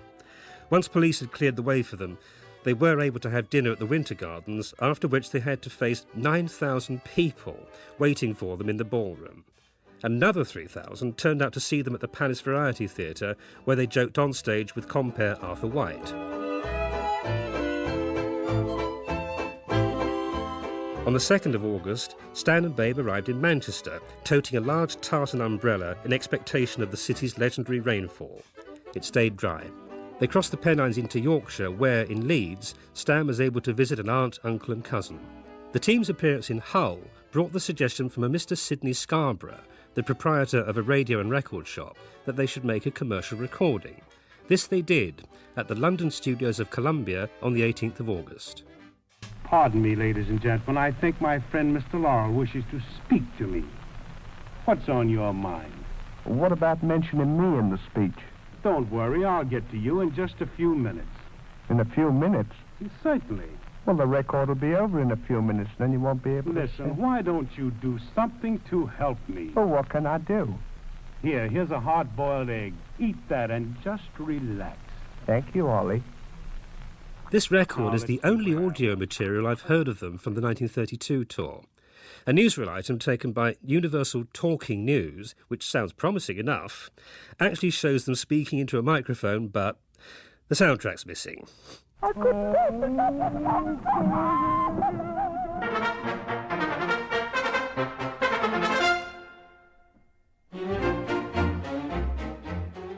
Believing they might have a quieter time in France, Laurel and Hardy boarded the Golden Arrow to Gare Saint-Lazare in Paris, only to find that the waiting mob were clambering over the customs desk to see them. Some sort of rescue came when the president sent his car to drive them up the Champs-Élysées to accommodation provided free by Claridge's. After this, they gave up trying to go further in Europe and returned to London, boarding the Paris for the United States on the 24th of August. Well, goodbye. Bye. Bye. Bye. Enjoy yourself. Bye. Goodbye. Goodbye. Enjoy yourself. Goodbye. Goodbye. Goodbye. Goodbye. Goodbye. Bye. Laurel and Hardy returned to the Hal Roach studio and, apart from a few pictures made elsewhere, remained there until early 1940. During 1946, they were offered a variety tour by British impresario Bernard Delfont, later Sir Bernard and eventually Lord Delfont, who was initiating a policy of bringing over American film stars to appear on stage. He spoke about this for a BBC radio programme in 1987. I went to America, actually, and met them both, and of course, at that time, although they were, they've now become sort of great legends of the past, they weren't all that terribly popular in America at that time, and they thought it'd be a chance to come to London, so I persuaded them to come to London. A contract was drawn up between Delfont and Laurel and Hardy Feature Productions. When were you last over here? 1932, wasn't it? That's right. 1932. Now you're over here again. What are you going to do? Well, we're going to do some personal appearances and also a picture. What's the picture going to be called? What's the name of the picture? Robin Hood, I think. Robin Hood. Robin Hood. That should be good fun. We hope so. Anything especially you want to do over here, Oliver? Nothing, but try and make the people happy, and will you keep quiet a minute? And have a good time, and have everyone else have a good time. I'm talking to the gentleman. Will you keep quiet just a moment? And then I think that after a couple of weeks we might... What is it? You're standing on my foot. Oh, I'm sorry. What I've noticed about these interviews is that, though in real life actually quite a shy man, Hardy takes the lead as he does in their films. He does, though, defer to Laurel when asked about business, such as their Robin Hood film project, which, sadly, was never made. Off-screen, Stan made all the business decisions, an arrangement that suited them both. For this tour, Stan had prepared an extended version of the sketch in which they apply for driver's licences. Show business publicist Laurie Bellew, who saw them at the Liverpool Empire in 1947, 1952 and 1953, recalls the way in which they came on stage and how the sketch began. In all the theatre shows I've seen, no act has made an entrance as memorable as Laurel and Hardy's in their first visit. As the curtain closed on the preceding act, the audience went quiet. The pit orchestra played Dance of the Cuckoos. Nothing happened. You could hear the anticipation. Again, the orchestra struck up the theme song. Then, from the wings, Stan walked on, taking just 2 steps. Suddenly, an arm shoots out and pulls him back. It's Ollie, of course, who makes his appearance, walking past Stan, indicating, "I go first." They made us laugh before they'd come on, and they walked on to the warmest ovation I've ever heard. I remember one bit of business in the opening of the driving licence sketch. Deciding they need a new licence, Ollie and Stan walk off the stage to the licence bureau. As they do so, the curtain rises to reveal a busy office. Stan spots this, stops following Ollie, and simply walks into the set. From the wings, Ollie now makes his entrance into the scene, bewildered to find Stan in the office waiting for him. Just a nice gag. Once in the office, Stan and Ollie are interviewed by a policeman, played throughout the tour by Harry Moraney. Well, what can I do for you? We'd like to get a new driving license, please. Certainly. Just fill in this application form and return it to me. Well, I'm sorry, sir, but I can't write. Then get your friend to fill it in for you. Well, you see, sir, he can write, but he can't read. Press reaction to their engagement at the London Palladium from the 10th to the 29th of March was uniformly good. But what did theatre audiences think of Laurel and Hardy on stage? For me, a Laurel and Hardy audience was different. Laurie Bellew again. They were an appreciative crowd, but just happy to be in the presence of two people they'd grown to love. The team drew sufficient business for them to be booked for a further London run at the Coliseum, the first time that the same variety act had been booked into both theatres within such a short period. On the 21st of March, they were in Kent to celebrate another 21st, the coming-of-age birthday of the narrow-gauge Romney Hythe and Dymchurch Railway. The line had been taken over by the military during the war, and it was Laurel and Hardy who officially reopened the section between Romney and Dungeness. They were greeted by the mayor and by the line's owners, millionaire racing driver Captain Jack Howie and his wife Gladys. Mrs. Howie, may we return the key? And get your hand out of it. And declare the Romney Hythe Light Railway officially open. Thank you very much, Mr. Hardy. And I present the key back to the owner, Captain Howie. Oh, is he the owner? Yes. Come in. The owner. That's so, right. Can we buy into this? I don't think they ever did buy a share of the railway. Driving the engine for them that day was Tony Baker. Oh, the crowds were cheering as they got out of the cars at Hythe. I was on the locomotive at the far end of the station, and I could hear it from there as they came along the platform, and everybody was cheering and clapping their hands to them. And while the photographers and newsreel people were taking their pictures, or our pictures, Hardy just put his hand up and took my driver's hat off and gave me his trilby, which I put on, and hence all the photos and newsreels I've got with his hat on. Always the man of affairs, Mr. Hardy casts a professional eye over the engine, while Mr. Laurel, as always, prepares to drop a spanner into the works. I don't think their routine was rehearsed. I think it was spontaneous. Everybody loved it. I've met some interesting people in the film world, and I was in a film called Oh, Mr. Porter in 1937, 10 years earlier, before I met Laurel and Hardy. It was Will Hay, Moore Marriott and Graham Moffat. Coincidentally, it was Will Hay who proposed Oliver Hardy's membership of the Grand Order of Water Rats, a lodge established for comedians back in 1889, when he and Stan Laurel were initiated into the order on the 30th of March 1947. The provincial tour was booked for 4 weeks, then, as with the London run, extended considerably. In May, they visited Stan's hometown of Ulverston, which was in Lancashire before they started moving the borders. Among those who saw their arrival was the present occupant of Stan's old home, Mabel Radcliffe. They got up onto the Coronation Hall, onto the balcony, and Mr. Simpson, he presented Stan with a great big birth certificate, a copy of it. Oliver took it off him and hit him over the head with it. And he took his hat off and sort of scratched the top of his head. And they stood there and they waved to the crowd, spoke to the crowd, and then they brought them down to let him see where he was born, which was number 3 Argyle Street, where I now live.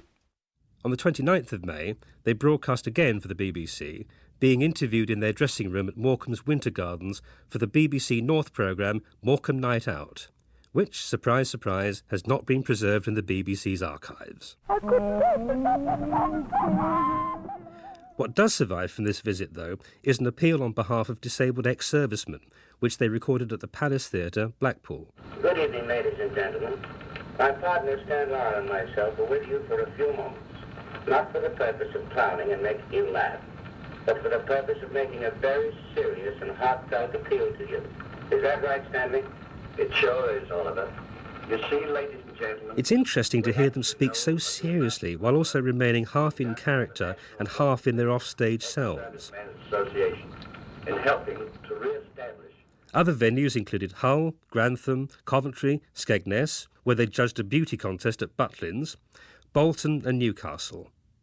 Their arrival in Hull brought about a case of mistaken identity, as variety entertainer and sometime Hardy impersonator Steve King recalls. So I go down to the station like everybody else. The crowd in the station there looking for Laurel and Hardy, you see. All of a sudden somebody shouts out, "There they are!" And all the crowd rush down to the other end of the platform, to the other end of the station. Only it wasn't Ollie they saw, it was Dump Harris. And Dump Harris played a xylophone, but he looked like Oliver Hardy, and he looked more like Oliver Hardy off stage than Oliver Hardy did off stage. While they're all running at that end, Laurel and Hardy, the real Laurel and Hardy, walk off at the other end, and there's nobody there. In Scotland, they visited music hall legend Harry Lauder and made their appearance in Glasgow, appropriately, wearing kilts. The team's initial 12-week contract had by now been gradually extended to 9 months, at which point Oliver Hardy's visa expired.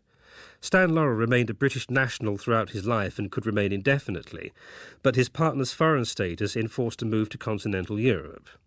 They landed first in Denmark for an engagement at the Tivoli Gardens in Copenhagen, then on to Sweden, followed by a return to Copenhagen for a radio broadcast of their stage act. I'd like to sing a song that we used, a chorus of a song that we used in one of our... It was usual for Babe Hardy to finish their act with a song.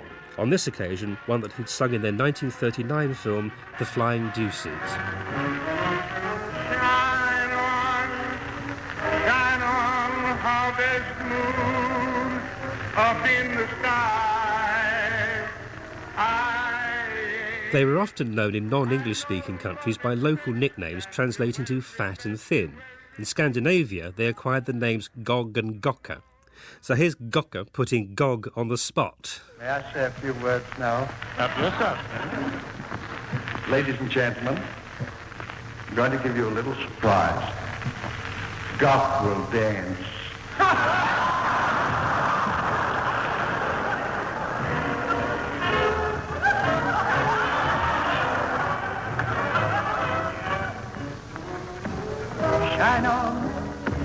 Shine on, Harvey, up in the sky.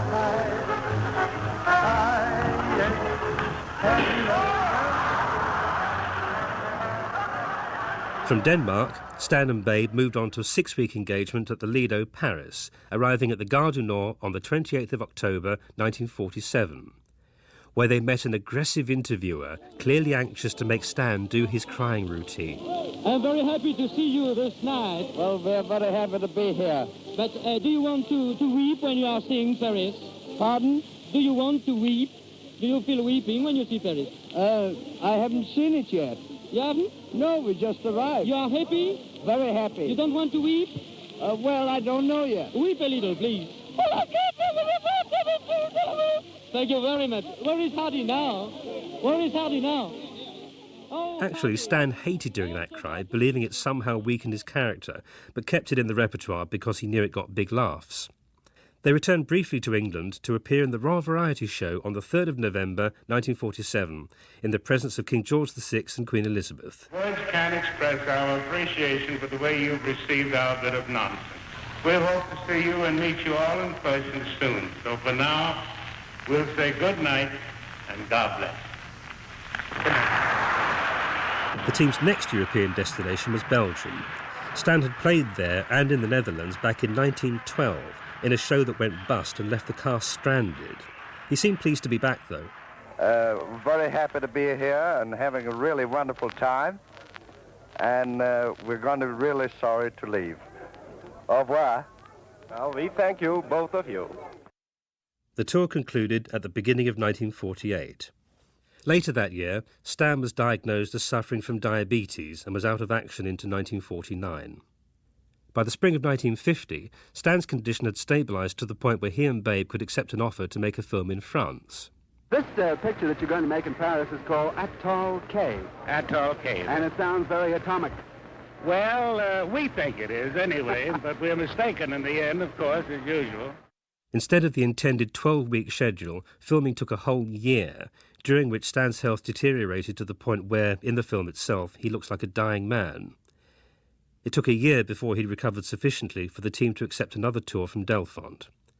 They arrived at Southampton on the 28th of January 1952 for a tour commencing at Peterborough 4 weeks later. This time they performed a sketch based on one of their short films, called Night Owls, about a policeman hiring them as burglars in order to increase his arrest rate.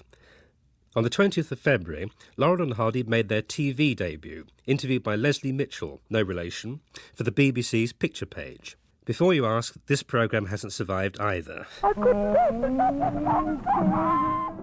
From Peterborough, they went to Glasgow, Newcastle and Sunderland, where, at the local Empire, they met the theatre's new chaplain, Father John Caden.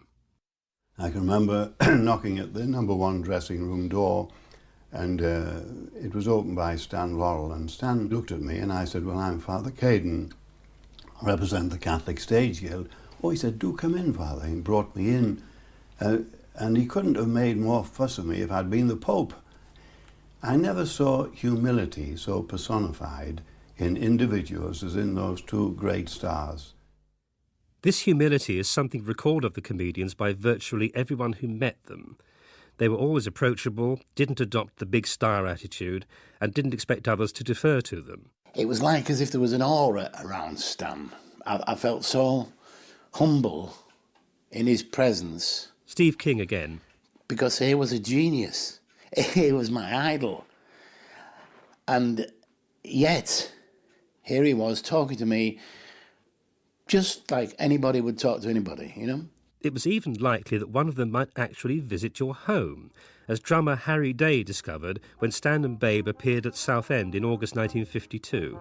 Yeah, well, we were playing on the stage, and I remembered in that film, The Sons of the Desert, that they play this Hallelujah Baby, and so we played it, and it brought smiles to Ardy's face and Laurel's face, so they thoroughly enjoyed that.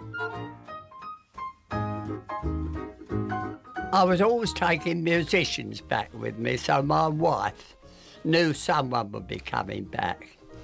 But when we got back this time, I opened the door, and my wife shouts down, "Who's that?" And I said, "Well, it's me." So I said, "You better come down." I said, "I've got someone here you'd like to meet." I said, "It's Laurel from Laurel and Hardy." "Oh, my God," she said. I said, "He's come round to see the baby." He said, he ain't having no ruddy baby. I've just got that baby to sleep.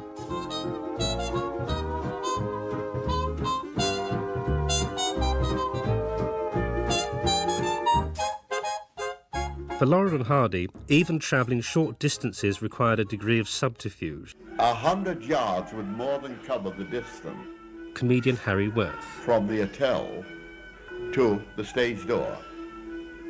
And they used to have a taxi. Laurel and Hardy together couldn't walk 100 yards without being besieged. They were so obvious. Yes, I thoroughly enjoyed the privilege of having Laurel and Hardy in the cab. Taxi driver Ron Stokoe. In the car, when I spoke to them, they were very, very casual with their conversation and not sort of larking around or anything like that, which you really expected, but it just didn't happen. No, they were just ordinary, very, very nice people. The 1952 tour concluded at the New Theatre, Cardiff, in September. They were back a year later, arriving first in Ireland at the port of Cove. In a now legendary story, Laurel and Hardy found that it had been arranged for the Cathedral Bells to play their Cuckoo theme tune. The two men looked at each other and wept. Stan had written an entirely new sketch called Birds of a Feather.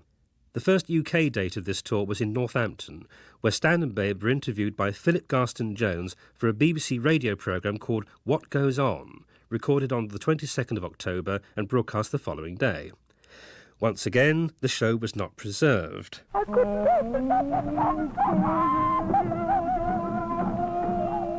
Though a surviving photo shows them in costume in what looks like their dressing room at the New Theatre, where they were filmed for the newsreels.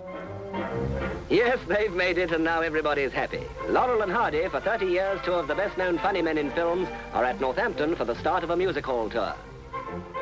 More than 20 years after their first UK visit, Laurel and Hardy seemed as much in demand as ever. Stan and Babe spent the 1953 Christmas season at the Nottingham Empire, performing more than the usual number of shows, but allowing them to visit Stan's sister, Mrs. Olga Healy, who ran the Bull Inn at nearby Bottisford. Edna Dable, a close friend of Olga's, recalled the visit in 1987. The impact was made mostly on the children, because they couldn't get that near. They remember it so well because those sort of things just didn't happen here. The A52 just sort of ran through to Skegness then, nothing else happened in Bottisford really. The tour was curtailed after they'd opened at the Palace Theatre, Plymouth, for the week commencing the 17th of May 1954. Oliver Hardy had been taken ill, and although the doctor's statement downplayed the facts, the truth was that Hardy had suffered a minor heart attack, forcing a return to America.